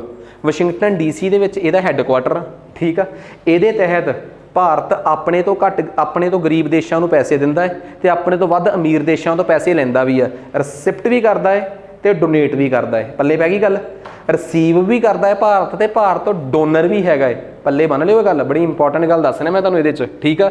ਸੋ ਇੱਕ ਗੱਲ ਬੜੀ ਕਲੀਅਰ ਆ ਕਿ ਗਲੋਬਲ ਇਨਵਾਇਰਨਮੈਂਟ ਫੈਸਿਲਿਟੀ ਨਹੀਂ, ਇਸ ਵਾਰ ਦੀ ਮੀਟਿੰਗ ਜਿਹੜੀ ਆ ਉਹ ਬ੍ਰਾਜ਼ੀਲ 'ਚ ਹੋਈ ਆ, ਠੀਕ ਆ। ਬ੍ਰਾਜ਼ੀਲ 'ਚ ਹੋਈ ਆ, ਰੀਓ ਡੀ ਜਨੇਰੀਓ 'ਚ। ਇਹ ਪੇਪਰ 'ਚ ਆ ਸਕਦਾ ਹੈ। ਇੱਥੇ ਬਹੁਤ ਵੱਡਾ ਪੈਸਾ ਜਿਹੜਾ ਹੈ ਨਾ ਉਹ ਦੁਨੀਆ ਦੇ ਵਿੱਚ ਜੈਵਿਕ ਵਿਭਿੰਨਤਾ 'ਤੇ ਖਰਚਣ ਦੀ ਗੱਲ ਹੋਈ ਆ। ਵਟ ਇਜ਼ ਜੈਵਿਕ ਵਿਭਿੰਨਤਾ? ਬਾਇਓਡਾਇਵਰਸਿਟੀ 'ਤੇ, ਕਿਉਂਕਿ ਉਹ ਵੀ ਤਾਂ ਇਨਵਾਇਰਨਮੈਂਟ ਦਾ ਹੀ ਇੱਕ ਹਿੱਸਾ ਹੈ। ਸੋ ਇੱਥੋਂ ਤੁਹਾਨੂੰ ਇੱਕ ਗੱਲ ਸਮਝ ਆ ਗਈ ਕਿ ਗਲੋਬਲ ਇਨਵਾਇਰਨਮੈਂਟ ਫੈਸਿਲਿਟੀ ਇੱਕ ਬਹੁਤ ਵੱਡਾ ਐਫਰਟ ਆ ਦੁਨੀਆ ਦਾ ਕਲਾਈਮੇਟ ਚੇਂਜ ਨਾਲ ਲੜਨ ਵਾਸਤੇ, ਜੈਵਿਕ ਵਿਭਿੰਨਤਾ ਨੂੰ ਬਚਾਉਣ ਵਾਸਤੇ, ਬਾਇਓਡਾਇਵਰਸਿਟੀ ਨੂੰ ਬਚਾਉਣ ਵਾਸਤੇ।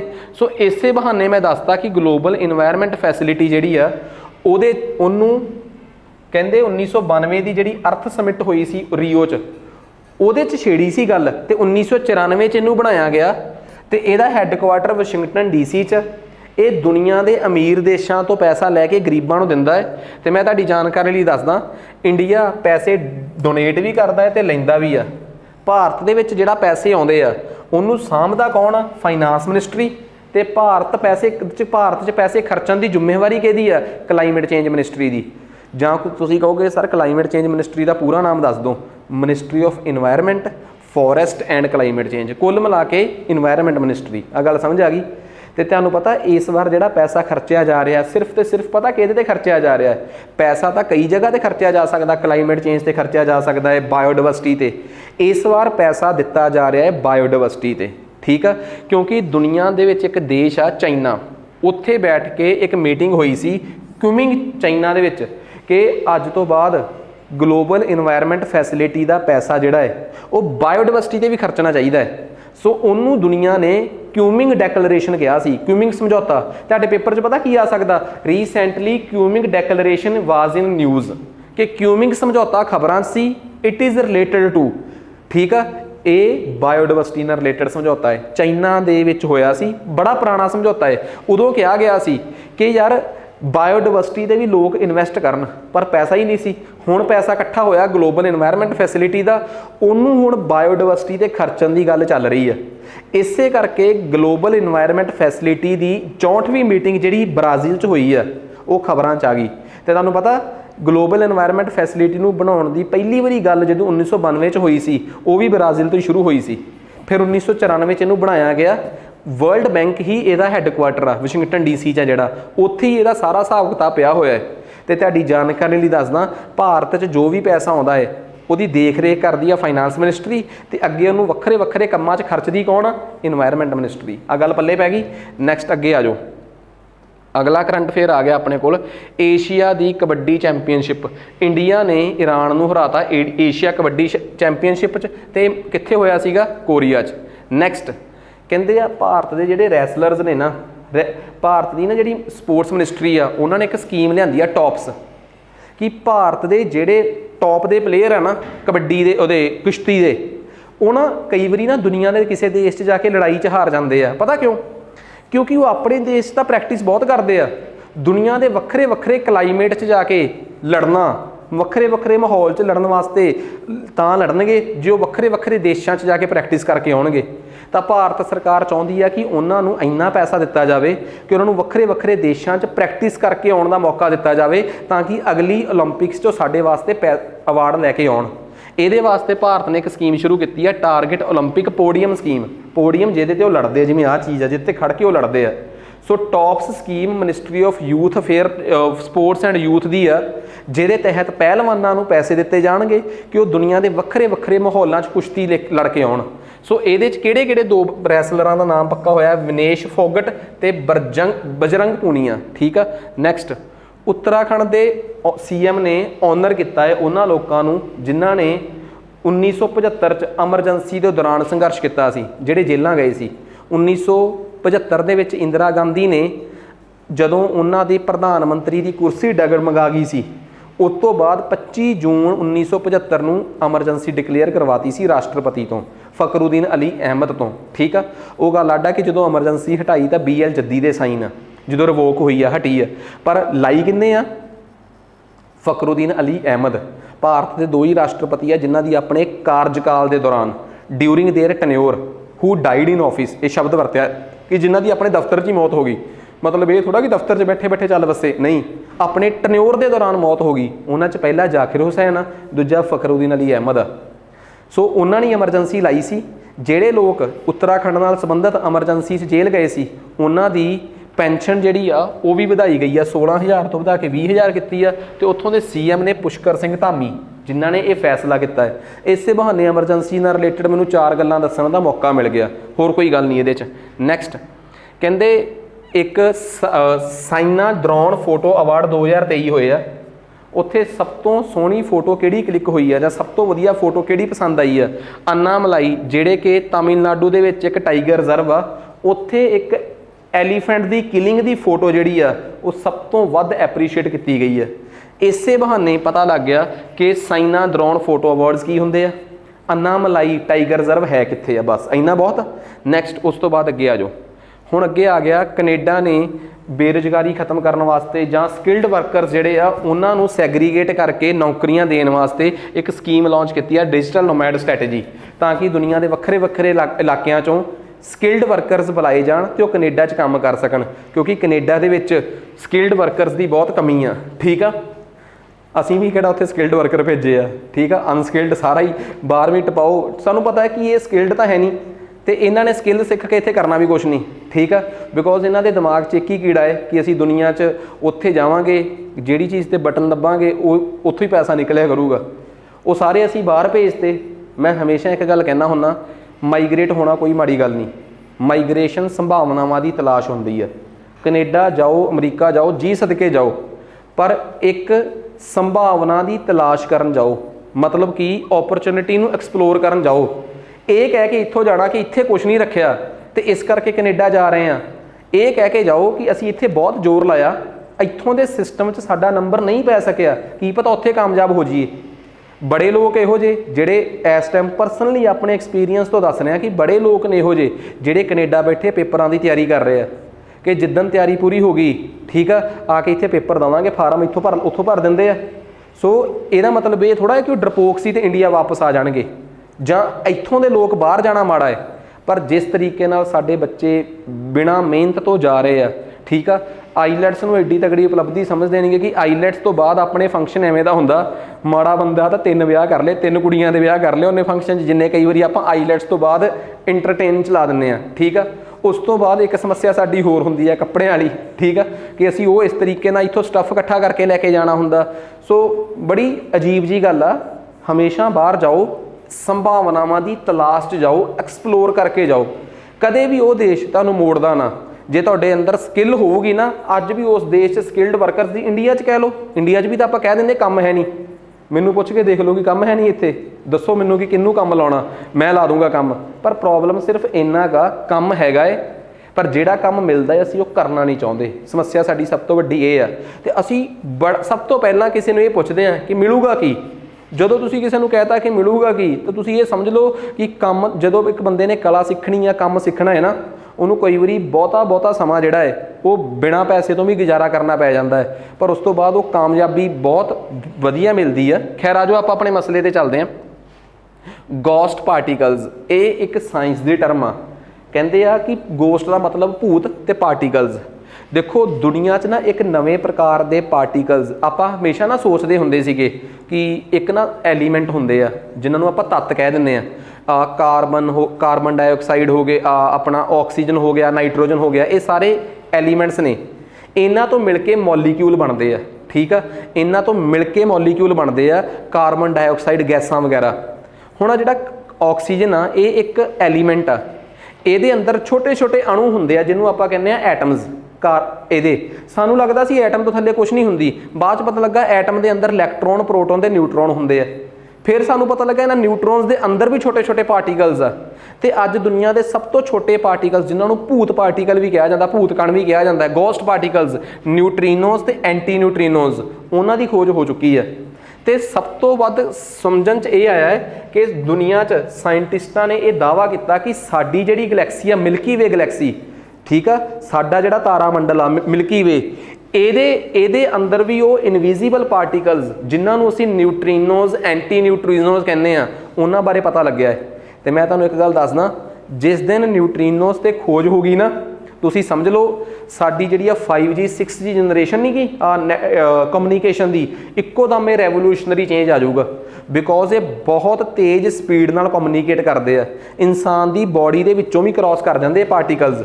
ਇਹਨਾਂ ਨਿਊਟਰੀਨੋਜ਼ ਨੂੰ ਲੈ ਕੇ ਭਾਰਤ ਦੀ ਇੱਕ ਆਬਜ਼ਰਵੇਟਰੀ ਚੱਲ ਰਹੀ ਹੈ, ਜਿੱਥੇ ਇੰਡੀਆ ਦੇ ਥੱਲੇ ਤਾਮਿਲਨਾਡੂ ਦੇ ਕੇਰਲਾ ਦੇ ਬਾਰਡਰ ਤੇ ਇੰਡੀਆ ਦੀ ਨਿਊਟਰੀਨੋ ਬੇਸਡ ਆਬਜ਼ਰਵੇਟਰੀ ਬਣੀ ਹੋਈ ਆ।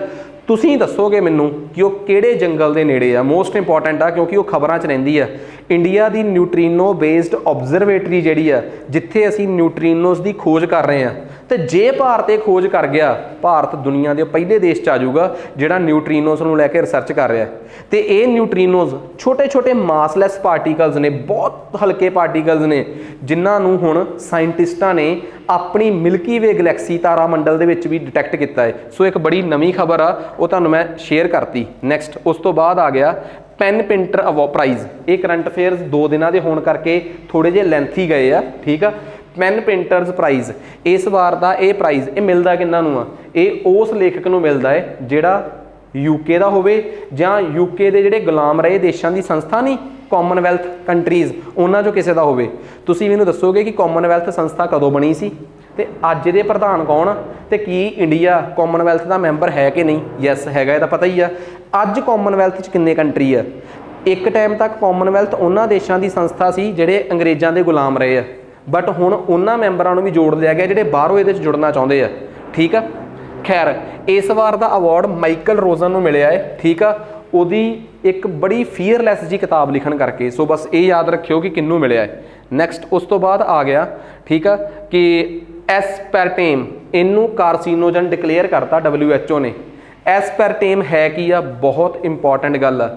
ਅਸੀਂ ਜਿਹੜੀਆਂ ਸ਼ੂਗਰ ਫ੍ਰੀ ਗੋਲੀਆਂ ਨਹੀਂ ਖਾਂਦੇ, ਮੀਨਸ ਕਿ ਸ਼ੂਗਰ ਦੇ ਅਲਟਰਨੇਟ ਦੇ ਤੌਰ ਤੇ ਅਸੀਂ ਇਸ ਸਵੀਟਨਰ ਨੂੰ, ਇਹਨੂੰ ਕਹਿੰਦੇ ਆ ਆਰਟੀਫੀਸ਼ੀਅਲ ਸਵੀਟਨਰ, ਮਤਲਬ ਕਿ ਨਕਲੀ ਤੌਰ ਤੇ ਜਿਹੜਾ ਸਾਨੂੰ ਖੰਡ ਦਾ ਅਹਿਸਾਸ ਦਿਖਾਉਂਦਾ ਹੈ ਪਰ ਇਹਦੇ ਅੰਦਰ ਗਲੂਕੋਸ ਨਹੀਂ ਹੁੰਦੀ, ਠੀਕ ਹੈ। ਸੋ ਇਹਨਾਂ ਨੂੰ ਅਸੀਂ ਆਰਟੀਫੀਸ਼ੀਅਲ ਸਵੀਟਨਰ ਕਹਿੰਦੇ ਆ, ਜਿਹਨੂੰ ਐਸਪੈਰਟੇਮ ਕਿਹਾ ਗਿਆ ਅਕਸਰ। ਤੇ ਇਹ ਬਹੁਤ ਜ਼ਿਆਦਾ ਅਸੀਂ ਪੈਕਟਾਂ ਦੇ ਵਿੱਚ ਵੀ ਮਿਲਦੀ ਆ, ਚਾਹ 'ਚ ਪਾਉਣ ਵਾਸਤੇ ਜਿਨ੍ਹਾਂ ਨੂੰ ਸ਼ੂਗਰ ਹੁੰਦੀ ਆ, ਪਲੱਸ ਜਾਂ ਕੋਲਡ ਡਰਿੰਕਸ ਵਗੈਰਾ 'ਚ। ਇਹਨੂੰ WHO ਨੇ ਹੁਣੇ ਕਾਰਸੀਨੋਜਨ ਡਿਕਲੇਅਰ ਕੀਤਾ ਹੈ ਕਿ ਇਹ ਕੈਂਸਰ ਦਾ ਕਾਰਨ ਬਣ ਸਕਦੀ ਆ। ਇਸ ਕਰਕੇ ਇਹਨੂੰ ਤੁਰੰਤ ਪ੍ਰਭਾਵ ਤੋਂ ਦੁਨੀਆ ਦੇ ਸਾਰੇ ਦੇਸ਼ ਆਪੋ ਆਪਣੀਆਂ ਬਾਜ਼ਾਰਾਂ 'ਚੋਂ ਬੈਨ ਕਰ ਦੇਣ। ਸੋ ਬਹੁਤ ਇੰਪੋਰਟੈਂਟ ਕਰੰਟ ਅਫੇਅਰ ਆ। WHO ਬਾਰੇ ਕੌਣ ਨਹੀਂ ਜਾਣਦਾ? 7 ਅਪ੍ਰੈਲ ਨੂੰ ਅਸੀਂ ਵਰਲਡ ਹੈਲਥ ਡੇ, ਵਿਸ਼ਵ ਸਿਹਤ ਦਿਵਸ, ਇਸੇ ਕਰਕੇ ਮਨਾਉਂਦੇ ਹਾਂ ਕਿਉਂਕਿ ਇਹ ਬਣਾਇਆ ਗਿਆ ਸੀ। ਤੇ ਡਾਕਟਰ ਟੈਡਰੋਸ ਐਡਹਨ, ਇਹ ਇਥੋਪੀਆ ਦੇ ਨੇ, ਇਹ ਇਸ ਟਾਈਮ ਇਹਦੇ DG ਨੇ। ਕੀ ਹੁੰਦਾ DG? ਡਾਇਰੈਕਟਰ ਜਨਰਲ, ਠੀਕ ਆ। 4 ਸਾਲ ਵਾਸਤੇ 5 ਸਾਲ ਵਾਸਤੇ ਇਹਨਾਂ ਨੂੰ ਅਪੁਆਇੰਟ ਕੀਤਾ ਗਿਆ ਹੈ। WHO ਦੇ DG ਨੂੰ 5 ਸਾਲ ਲਈ ਭਰਤੀ ਕੀਤਾ ਜਾਂਦਾ, ਇਹ ਵੀ ਗੱਲ ਪਤਾ ਲੱਗ ਗਈ। WHO ਜਿਹੜੀਆਂ ਯੂਨਾਈਟਿਡ ਨੇਸ਼ਨਸ ਦੀਆਂ 15 ਸਪੈਸ਼ਲ ਏਜੰਸੀਆਂ ਹੈ, ਉਹਨਾਂ ਦੇ ਵਿੱਚੋਂ ਇੱਕ ਏਜੰਸੀ ਆ। ਇਹ ਵੀ ਗੱਲ ਦੱਸਦੀ, ਨਵੀਂ ਗੱਲ, ਨਵੀਂ ਤਾਂ ਕੀ ਪੁਰਾਣੀ ਆ, ਨੋਰਮਲ, ਸਾਨੂੰ ਇਹ ਸਾਰਾ ਕੁਝ ਪਤਾ ਲੱਗ ਗਿਆ, ਠੀਕ ਆ। ਉਸ ਤੋਂ ਬਾਅਦ ਇਲੂਸਿਡ ਸਪੇਸ ਟੈਲੀਸਕੋਪ, ਸਪੈਸ਼ਲੀ ਇੱਕ ਟੈਲੀਸਕੋਪ ਬਣਾਇਆ ਗਿਆ ਹੈ ਜਿਹੜਾ ਯੂਨੀਵਰਸ ਦੀ ਖੋਜ ਬਾਰੇ ਪਤਾ ਕਰੂਗਾ। ਇਲੂਸਿਡ ਸਪੇਸ ਟੈਲੀਸਕੋਪ, ਬਸ ਇਹ ਪਤਾ ਕਰ, 2 ਪੇਪਰ 'ਚ ਸਵਾਲ ਆ ਸਕਦੇ ਆ ਕਿ ਰੀਸੈਂਟਲੀ ਇਲੂਸਿਡ ਸਪੇਸ ਟੈਲੀਸਕੋਪ ਖਬਰਾਂ ਸੀ। ਆਕਾਸ਼ ਟੈਲੀਸਕੋਪ ਕਿਉਂ ਸੀ ਬਣਾਇਆ, ਕਿੰਨੇ ਆ? ਯੂਰੋਪੀਅਨ ਸਪੇਸ ਏਜੰਸੀ ਨੇ। ਤੇ ਮਕਸਦ ਕੀ ਆ? ਇਹ ਪਤਾ ਕਰਨਾ ਕਿ ਬ੍ਰਹਿਮੰਡ ਦੀ ਖੋਜ ਕਿਵੇਂ ਹੋਈ ਆ ਤੇ ਕਿਹੜੇ ਉਹ ਮੁੱਖ ਸਿਧਾਂਤ ਨੇ ਜਿਨ੍ਹਾਂ ਤੇ ਬ੍ਰਹਿਮੰਡ ਚੱਲ ਰਿਹਾ ਹੈ ਅੱਜ। ਸੋ ਇਹਨਾਂ ਨੂੰ ਪਤਾ ਕਰਨ ਵਾਸਤੇ ਬਹੁਤ ਇੰਪੋਰਟੈਂਟ ਆ। ਸੋ ਇਲੂਸਿਡ ਸਪੇਸ ਟੈਲੀਸਕੋਪ ਖਬਰਾਂ 'ਚ ਆ ਸਕਦਾ ਹੈ ਕਿ ਬਣਾਇਆ ਕਿੰਨੇ ਆ ਤੇ ਇਹਦਾ ਮਕਸਦ ਕੀ ਆ। ਬਸ ਇੱਕ ਵਾਰ ਖਬਰ ਸੁਣ ਲਈ, ਤੁਹਾਨੂੰ ਦੂਜੀ ਵਾਰ ਲੈਕਚਰ ਲਾਉਣ ਦੀ ਲੋੜ ਹੀ ਨਹੀਂ ਪੈਣੀ। ਇੰਡੀਆ ਨੂੰ FIFA ਜਿਹੜੇ ਦੇਸ਼ ਫੀਫਾ ਖੇਡਦੇ ਆ ਉਹਨਾਂ ਦੀ ਲਿਸਟ ਬਣੀ ਆ ਤੇ ਇੰਡੀਆ ਨੂੰ 100ਵੇਂ ਰੈਂਕ ਤੇ ਰੱਖਿਆ ਗਿਆ ਹੈ। ਤਾਂ ਓਬਵੀਅਸ ਜੀ ਗੱਲ ਆ, ਇੰਡੀਆ 'ਚ ਫੀਫਾ ਕੋਈ ਪ੍ਰਚਲਿਤ ਗੇਮ ਹੈ ਵੀ ਨਹੀਂ। ਇਹਦੇ ਬਹਾਨੇ ਤੁਹਾਨੂੰ ਫੀਫਾ ਦਾ ਪਤਾ ਲੱਗਣਾ ਚਾਹੀਦਾ ਹੈ। ਸਭ ਤੋਂ ਪਹਿਲੇ ਨੰਬਰ ਤੇ ਅਰਜਨਟੀਨਾ ਤੇ ਦੂਜੇ ਤੇ ਫਰਾਂਸ, ਦੱਸਣ ਦੀ ਲੋੜ ਹੀ ਨਹੀਂ। ਫੀਫਾ ਦੀ ਵਰਲਡ ਕੱਪ ਦੀ ਰੈਂਕਿੰਗ ਤੋਂ ਪਤਾ ਲੱਗ ਹੀ ਰਿਹਾ ਕਿ ਪਹਿਲੇ, ਦੂਜੇ, ਤੀਜੇ ਨੰਬਰ ਤੇ ਕਿਹੜਾ ਦੇਸ਼ ਹੋਊਗਾ। ਤੇ ਇੰਡੀਆ ਦਾ ਰੀਸੈਂਟ ਰੈਂਕ ਕਿੰਨਾ ਆਇਆ ਹੈ? 100ਵਾਂ। ਸੋ ਇਹ ਚੀਜ਼ ਆ, ਇੰਡੀਆ ਨੂੰ ਟੋਟਲ ਸਕੋਰ 1204 ਮਿਲਿਆ ਹੈ ਤੇ ਪਹਿਲੇ ਨੰਬਰ ਤੇ ਆਏ ਅਰਜਨਟੀਨਾ ਨੂੰ 1843.73 ਨੰਬਰ ਮਿਲੇ ਆ। ਸੋ ਕਰੰਟ ਅਫੇਅਰ ਆ ਕਿ ਫੀਫਾ ਦੀ ਜੋ ਕਰੰਟ ਰੈਂਕਿੰਗ ਰਿਲੀਜ਼ ਹੋਈ ਆ ਉਹਦੇ 'ਚ ਇੰਡੀਆ ਦਾ ਰੈਂਕ ਕਿੰਨਾ ਹੈ, ਠੀਕ ਆ। 100ਵਾਂ ਰੈਂਕ ਹੈ ਇੰਡੀਆ ਦਾ। ਸੋ ਇਹ ਹੋ ਗਿਆ Punjab special current affair. Anurag Verma Punjab ਦੇ ਚੀਫ ਸੈਕਟਰੀ ਬਣ ਗਏ ਆ, ਠੀਕ ਆ। ਯਾਦ ਰੱਖਿਓ, ਹਰ ਮਹਿਕਮੇ ਦਾ ਇੱਕ ਚੀਫ ਸੈਕਟਰੀ ਹੁੰਦਾ ਹੈ। ਹਰ ਮਹਿਕਮੇ ਦਾ ਪੰਜਾਬ ਦੇ ਵਿੱਚ IAS ਅਫਸਰ ਹੁੰਦਾ ਹੈ, ਉਹਨੂੰ ਕਹਿੰਦੇ ACS, ਐਡੀਸ਼ਨਲ ਚੀਫ ਸੈਕਟਰੀ। ਕਿਉਂਕਿ ਇੱਕੋ ਹੀ ਚੀਫ ਸੈਕਟਰੀ ਹੁੰਦਾ ਹਰ ਸਟੇਟ ਦੇ ਵਿੱਚ, ਜਿਹੜਾ ਸਰਕਾਰ ਦਾ ਅਫਸਰਾਂ ਦਾ ਮੁਖੀ ਹੁੰਦਾ। ਸਰਕਾਰ 'ਚ ਸਾਰੇ ਫੈਸਲੇ ਉਹ ਕਰਦਾ ਹੈ, ਜਿੰਨੇ ਵੀ ਪ੍ਰਸ਼ਾਸਨਿਕ ਫੈਸਲੇ ਆ ਸਰਕਾਰੀ ਪੱਧਰ ਤੇ ਉਹ ਕਰਦਾ ਹੈ। ਤੇ ਰਾਜਨੀਤਿਕ ਹੈਡ ਉਹਦਾ ਕੌਣ ਹੁੰਦਾ ਹੈ? ਮੁੱਖ ਮੰਤਰੀ। ਮੁੱਖ ਮੰਤਰੀ ਆਪਣੀ ਸਹੂਲਤ ਵਾਸਤੇ ਇੱਕ IAS ਅਫਸਰ ਨੂੰ ਇਹ ਅਹੁਦਾ ਦਿੰਦੇ ਆ ਤੇ ਇਹ ਪੰਜਾਬ ਦਾ ਸਭ ਤੋਂ ਤਗੜਾ ਜਾਂ ਸਟੇਟ ਦਾ ਸਭ ਤੋਂ ਵੱਡਾ ਮੁਖੀ ਹੁੰਦਾ ਹੈ। ਅਨੁਰਾਗ ਵਰਮਾ ਨੂੰ ਪਿਛਲੇ ਜਿਹੜੇ ਚੀਫ ਨੇ ਉਹਨਾਂ ਦੇ ਹਟਣ ਤੋਂ ਬਾਅਦ, ਰਿਟਾਇਰ ਹੋਣ ਤੋਂ ਬਾਅਦ ਇਹ ਅਹੁਦਾ ਮਿਲਿਆ ਹੈ, ਠੀਕ ਆ। ਉਹ ਹੁਣ ਸੁਣਨ 'ਚ ਆ ਰਿਹਾ ਹੈ ਕਿ ਉਹ ਸ਼ਾਇਦ PPSC ਦੇ ਅਗਲੇ ਚੇਅਰਮੈਨ ਹੋਣਗੇ, ਠੀਕ ਆ। ਬਹੁਤ ਹੱਦ ਤੱਕ ਸੰਭਾਵਨਾ ਹੈ ਕਿ ਉਹਨਾਂ ਦੇ ਅਗਲੇ ਚੀਫ ਬਣਨ ਦੀ, ਠੀਕ ਆ, ਜੰਜੂਆ ਜੀ ਦੇ। ਬਾਕੀ ਦੇਖੋ, ਸਰਕਾਰਾਂ ਨੇ ਕੁਛ ਵੀ ਕਿਸੇ ਵੀ ਟਾਈਮ ਖੇਡ ਪਲਟ ਸਕਦੀ ਆ, ਕਿਉਂਕਿ ਚੇਅਰਮੈਨ ਦੀ ਪੋਸਟ ਵੀ ਖਾਲੀ ਆ। ਤੇ ਇਹ ਪੂਰੇ ਕਿਆਸ ਲਾਏ ਜਾ ਰਹੇ ਆ ਕਿ ਸਰਕਾਰ ਇਹ ਜਿਹੜੇ ਟੌਪ ਦੇ ਅਫਸਰ ਨੇ ਇਹਨਾਂ ਨੂੰ ਕਿਤੇ ਨਾ ਕਿਤੇ ਜ਼ਰੂਰ ਅਰੈਸਟ ਕਰੂਗੀ, ਕਿਉਂਕਿ ਭਗਵੰਤ ਮਾਨ ਸਰਕਾਰ ਮੰਨਦੀ ਹੈ ਕਿ ਇਹ ਟੌਪ ਦੇ ਥੋੜ੍ਹੇ ਜਿਹੇ ਇੱਕ ਲੈਵਲ ਤੱਕ ਵਧੀਆ ਇਮਾਨਦਾਰ ਅਫਸਰ ਨੇ ਜਿਨ੍ਹਾਂ ਦੇ ਨਾਲ ਅਸੀਂ ਵਧੀਆ ਚੱਲ ਸਕਦੇ ਹਾਂ। ਖੈਰ ਆਜੋ ਆਪਾਂ ਆਪਣੇ ਮਸਲੇ ਤੇ ਚੱਲਦੇ ਹਾਂ। ਚੀਫ ਸੈਕਟਰੀ ਸਟੇਟ ਦਾ ਮੁਖੀ ਹੁੰਦਾ ਹੈ। ਸਟੇਟ ਦੇ ਵਿੱਚ ਇੱਕ ਸਿਵਲ ਸਰਵਿਸ ਬੋਰਡ ਹੁੰਦਾ ਹੈ, ਠੀਕ ਆ, ਜਿਹਦੇ ਸਾਰੇ IAS ਅਫਸਰ ਮੈਂਬਰ ਹੁੰਦੇ ਆ। ਉਸ ਸਟੇਟ ਦੇ ਸਿਵਲ ਸਰਵਿਸ ਬੋਰਡ ਦਾ ਐਕਸ ਆਫੀਸ਼ੋ ਮੁਖੀ ਇਹੀ ਹੁੰਦਾ ਹੈ। ਇਹ ਬੰਦਾ ਹਮੇਸ਼ਾ IAS ਕੈਡਰ 'ਚ ਆਉਣਾ ਚਾਹੀਦਾ ਹੈ ਤੇ ਇਹਦੀ ਭਰਤੀ ਜਿਹੜੀ ਆ CM ਕਰਦਾ ਹੈ, ਠੀਕ ਆ। ਤੇ ਗਵਰਨਰ ਦੇ ਨਾਮ ਤੇ ਇਹਦੀ ਭਰਤੀ ਆਈ ਹੁੰਦੀ ਹੈ ਕਿ ਗਵਰਨਰ ਨੇ ਅਪਾਇੰਟ ਕੀਤਾ ਹੈ ਤੇ ਇਹ CM ਦਾ ਚਿਹਤਾ ਹੁੰਦਾ ਹੈ। ਕਾਨੂੰਨ ਵੀ ਇਹ ਕਹਿੰਦਾ ਹੈ ਕਿ CM ਨੂੰ ਆਪਣਾ ਚੀਫ ਸੈਕਟਰੀ ਚੁਣਨ ਦਾ ਪੂਰਾ ਹੱਕ ਆ। ਇਸ ਕਰਕੇ ਇਹਨੂੰ ਟਨਿਓਰ ਦੇ ਦਾਇਰੇ 'ਚੋਂ ਬਾਹਰ ਕੱਢਿਆ ਜਾਂਦਾ ਹੈ ਕਿ ਇਹਨੂੰ ਜਿੰਨੀ ਮਰਜ਼ੀ ਟਨਿਓਰ ਲਈ ਚੁਣੋ, CM ਦਾ ਕੰਮ ਨਾ ਰੁਕੇ ਬਸ। ਇਸ ਕਰਕੇ ਕਾਨੂੰਨ ਵੀ ਇਹ ਕਹਿੰਦਾ ਹੈ ਕਿ ਇਹਨੂੰ ਕਿਸੇ ਟਨਿਓਰ ਸਿਸਟਮ 'ਚ ਨਾ ਰੱਖਿਆ ਜਾਵੇ, ਠੀਕ ਆ। ਸੋ ਇਹਦੀ ਕੋਈ ਫਿਕਸ ਟਨਿਓਰ ਨਹੀਂ ਹੁੰਦੀ। ਸੋ ਮੈਂ ਦੱਸ ਹੀ ਦਿੱਤਾ ਕਿ VK ਜੰਜੂਆ ਦੀ ਜਗ੍ਹਾ ਤੇ ਹੁਣ ਇਹ ਬਣ ਗਏ ਆ, ਠੀਕ ਆ। ਰਜਿੰਦਰ ਸਿੰਘ ਢੱਟ ਪੰਜਾਬ ਦੇ ਉਹ ਇੱਕ ਪੰਜਾਬੀ ਨਾਇਕ ਜਿਨ੍ਹਾਂ ਨੂੰ ਇੰਗਲੈਂਡ ਦੇ ਪ੍ਰਧਾਨ ਮੰਤਰੀ ਜਿਹੜੇ ਆ, ਠੀਕ ਆ, ਆਪਣੇ ਰਿਸ਼ੀ ਸੁਨਕ, ਉਹਨਾਂ ਨੇ ਆਨਰ ਕੀਤਾ ਹੈ। 101 ਸਾਲ ਦੀ ਉਮਰ 'ਚ ਇੱਕ ਵੈਟਰਨ ਜਿਹੜੇ ਹਜੇ ਤੱਕ ਜਿੰਦਾ ਨੇ ਤੇ ਸੈਕਿੰਡ ਵਰਲਡ ਵਾਰ ਨਾਲ ਸੰਬੰਧਿਤ ਨੇ। ਸੋ ਉਹਨਾਂ ਨੂੰ ਇਹ ਇਨਾਮ ਦਿੱਤਾ ਗਿਆ ਹੈ, ਠੀਕ ਆ। ਸੋ ਇੰਪੋਰਟੈਂਟ ਸੀ। ਪੰਜਾਬ ਦੇ ਕੈਪਟਨ ਅਮਰਿੰਦਰ ਸਿੰਘ ਦੇ ਵੇਲੇ ਦੇ ਡਿਪਟੀ ਸਪੀਕਰ ਸੀਗੇ ਵੀਰ ਦਵਿੰਦਰ ਜੀ, ਪਟਿਆਲੇ ਦੇ ਹੀ ਸੀਗੇ। ਇਹਨਾਂ ਦੇ ਕੈਂਸਰ ਕਰਕੇ ਇਹਨਾਂ ਦੀ ਡੈਥ ਹੋ ਗਈ ਆ, ਠੀਕ ਆ। ਸੁਣਨ 'ਚ ਜੋ ਖਬਰਾਂ 'ਚ ਚੱਲ ਰਿਹਾ ਸੀਗਾ, ਕਹਿੰਦੇ ਆ ਜੀ ਪੰਜਾਬ 'ਚ ਇੱਕ ਗੱਲ ਕਲੀਅਰ ਆ, ਪ੍ਰੋਪਰਲੀ 1935 ਦੇ ਐਕਟ ਤੋਂ ਪਹਿਲਾਂ ਪੰਜਾਬ 'ਚ ਵਿਧਾਨ ਪਰਿਸ਼ਦ ਹੁੰਦੀ ਸੀ, ਪੰਜਾਬ ਲੈਜਿਸਲੇਟਿਵ ਕੌਂਸਲ। 1935 ਦੇ ਐਕਟ ਨਾਲ ਪੰਜਾਬ ਦੀ ਲੈਜਿਸਲੇਟਿਵ ਕੌਂਸਲ ਦਾ ਨਾਮ ਬਦਲ ਕੇ ਪੰਜਾਬ ਲੈਜਿਸਲੇਟਿਵ ਅਸੈਂਬਲੀ ਪੈ ਗਿਆ। 47 ਤੋਂ ਬਾਅਦ ਜਦੋਂ ਨਵਾਂ ਪੰਜਾਬ ਅੱਡ ਹੋਇਆ ਤੇ ਪੰਜਾਬ 'ਚ 2 ਹਾਊਸ ਬਣ ਗਏ, ਪੰਜਾਬ ਲੈਜਿਸਲੇਟਿਵ ਕੌਂਸਲ ਤੇ ਅਸੈਂਬਲੀ। 1966 'ਚ ਜਦੋਂ ਪੰਜਾਬ ਟੁੱਟਿਆ, ਠੀਕ ਆ, ਤਾਂ ਉਸ ਤੋਂ ਬਾਅਦ ਪੰਜਾਬ ਦੇ ਵਿੱਚੋਂ ਲੈਜਿਸਲੇਟਿਵ ਕੌਂਸਲ ਖਤਮ ਹੋ ਗਈ ਤੇ ਪੰਜਾਬ ਲੈਜਿਸਲੇਟਿਵ ਅਸੈਂਬਲੀ ਰਹਿ ਗਈ। ਪੰਜਾਬ ਬਾਈਕੈਮਰਲ 2 ਸਦਨੀ ਤੋਂ 1 ਸਦਨੀ ਹੋ ਗਿਆ। ਹੁਣ ਕਰੰਟ ਸਟੇਟਸ ਕੀ ਕਹਿੰਦਾ ਹੈ, ਯਾਦ ਰੱਖਿਓ। ਕੁਲਤਾਰ ਸੰਧਵਾ ਪੰਜਾਬ ਦੀ 18ਵੀਂ ਵਿਧਾਨ ਸਭਾ ਦੇ 16ਵੀਂ ਵਿਧਾਨ ਸਭਾ ਦੇ 18ਵੇਂ ਸਪੀਕਰ ਨੇ। ਜੈ ਕ੍ਰਿਸ਼ਨ ਸਿੰਘ ਗੜਸ਼ੰਕਰ ਉੱਥੋਂ ਨੇ ਹਲਕੇ ਤੋਂ, ਠੀਕ ਆ, ਉਹ ਡਿਪਟੀ ਸਪੀਕਰ ਨੇ। ਤੇ ਜਿਹੜੇ ਕੁਲਤਾਰ ਸੰਧਵਾ ਹੈ ਉਹ ਕੋਟਕਪੁਰੇ ਤੋਂ ਨੇ, ਉਹ ਇਹਦੇ ਸਪੀਕਰ ਨੇ। ਜੇ ਮੈਂ ਗੱਲ ਕਰਾਂ ਤਾਂ ਪੰਜਾਬ ਦੇ ਵਿੱਚ ਕਪੂਰ ਸਿੰਘ ਪੰਜਾਬ ਦੇ ਪਹਿਲੇ ਸਪੀਕਰ ਬਣੇ ਸੀ ਆਜ਼ਾਦੀ ਤੋਂ ਬਾਅਦ, ਤੇ ਠਾਕੁਰ ਪਰਚਮ ਚੰਦ ਪਹਿਲੇ ਡਿਪਟੀ ਸਪੀਕਰ ਬਣੇ ਸੀਗੇ, ਠੀਕ ਆ। ਤੇ ਇਹ ਮੈਂ ਤੁਹਾਨੂੰ ਗੱਲ ਦੱਸ ਹੀ ਦਿੱਤੀ ਆ ਕਿ ਲੈਜਿਸਲੇਟਿਵ ਅਸੈਂਬਲੀ ਸ਼ਬਦ ਭਾਰ ਪੰਜਾਬ ਦੇ ਵਿੱਚ ਗੌਰਮੈਂਟ ਆਫ ਇੰਡੀਆ ਐਕਟ 1935 ਤੋਂ ਬਾਅਦ ਆਇਆ ਸੀ। ਉਸ ਤੋਂ ਪਹਿਲਾਂ ਪੰਜਾਬ 'ਚ ਲੈਜਿਸਲੇਟਿਵ ਕੌਂਸਲ ਹੁੰਦੀ ਸੀ। ਤੇ ਜਦੋਂ ਇਹ ਅਸੈਂਬਲੀ ਬਣੀ, ਦਸੌਂਦਾ ਸਿੰਘ ਸ਼ਹਾਬੂਦੀਨ ਵਿਰਕ ਇਹਦੇ ਪਹਿਲੇ ਸਪੀਕਰ ਬਣੇ 1935 'ਚ, ਤੇ ਦਸੌਂਦਾ ਸਿੰਘ ਇਹਦੇ ਪਹਿਲੇ ਡਿਪਟੀ ਸਪੀਕਰ ਬਣੇ, ਠੀਕ ਆ। ਹੁਣ ਤੁਸੀਂ ਆਪ ਦੇਖੋ, ਇੰਨੇ ਫੈਕਟ ਤੁਸੀਂ ਆਪ ਕਿੱਥੋਂ ਲੱਭਦੇ ਫਿਰੋਗੇ। ਤੁਹਾਨੂੰ ਕਰੰਟ ਅਫੇਅਰਸ ਦੇ ਵਿੱਚ ਸਾਰਾ ਕੁਝ ਇਨਕਲੂਡ ਕਰਤਾ, ਠੀਕ ਆ। ਬਸ ਤੁਸੀਂ ਕੁਝ ਨਹੀਂ ਕਰਨਾ, ਆਪਣਾ ਪੜ੍ਹਨਾ ਹੈ। ਤੁਹਾਡੇ WhatsApp ਗਰੁੱਪ ਦੇ ਵਿੱਚ ਇਹਦੀ PDF ਜਿਹੜੀ ਆ ਉਹ ਪੇਡ ਸਟੂਡੈਂਟਸ ਲਈ ਅਵੇਲੇਬਲ। ਬਾਕੀ ਬੱਚੇ ਜਿਹੜੇ ਆ ਉਹਦੇ ਨੋਟਸ ਬਣਾ ਸਕਦੇ ਆ, ਮਿਹਨਤ ਕਰ ਸਕਦੇ ਆ, ਠੀਕ ਆ। ਤੇ ਤਾਂ ਕਿ ਵਾਈਟ ਬੈਕਗਰਾਊਂਡ ਨਾਲ ਸ਼ਾਰਟ ਫਾਰਮ ਦੇ ਵਿੱਚ ਤੁਹਾਨੂੰ ਇਹਦੀ PDF ਜਿਹੜੀ ਆ ਤੁਹਾਡੇ WhatsApp ਦੇ ਗਰੁੱਪ ਦੇ ਵਿੱਚ ਮਿਲਣੀ ਸ਼ੁਰੂ ਹੋ ਜਾਊਗੀ। ਬਸ ਅਜੇ ਇਸ ਚੀਜ਼ ਨੂੰ ਆਪਾਂ ਚੈਨਲਾਈਜ਼ ਕਰ ਰਹੇ ਹਾਂ। ਇੱਕ ਕਮਿਟਮੈਂਟ ਪੱਕੀ ਆ ਕਿ ਆਪਾਂ ਆਪਣੇ ਇਹ one liner current affairs skip ਨਹੀਂ ਕਰਨੇ। ਇਹਨਾਂ ਨੂੰ ਵਨ ਲਾਈਨਰ ਕਹਿਣਾ ਹੀ ਮਾੜੀ ਗੱਲ ਆ, ਕਿਉਂਕਿ ਆਪਣੇ ਆਪ 'ਚ ਬੜੀ ਵਧੀਆ ਡਿਟੇਲ ਕਵਰ ਕਰਦੇ ਆ।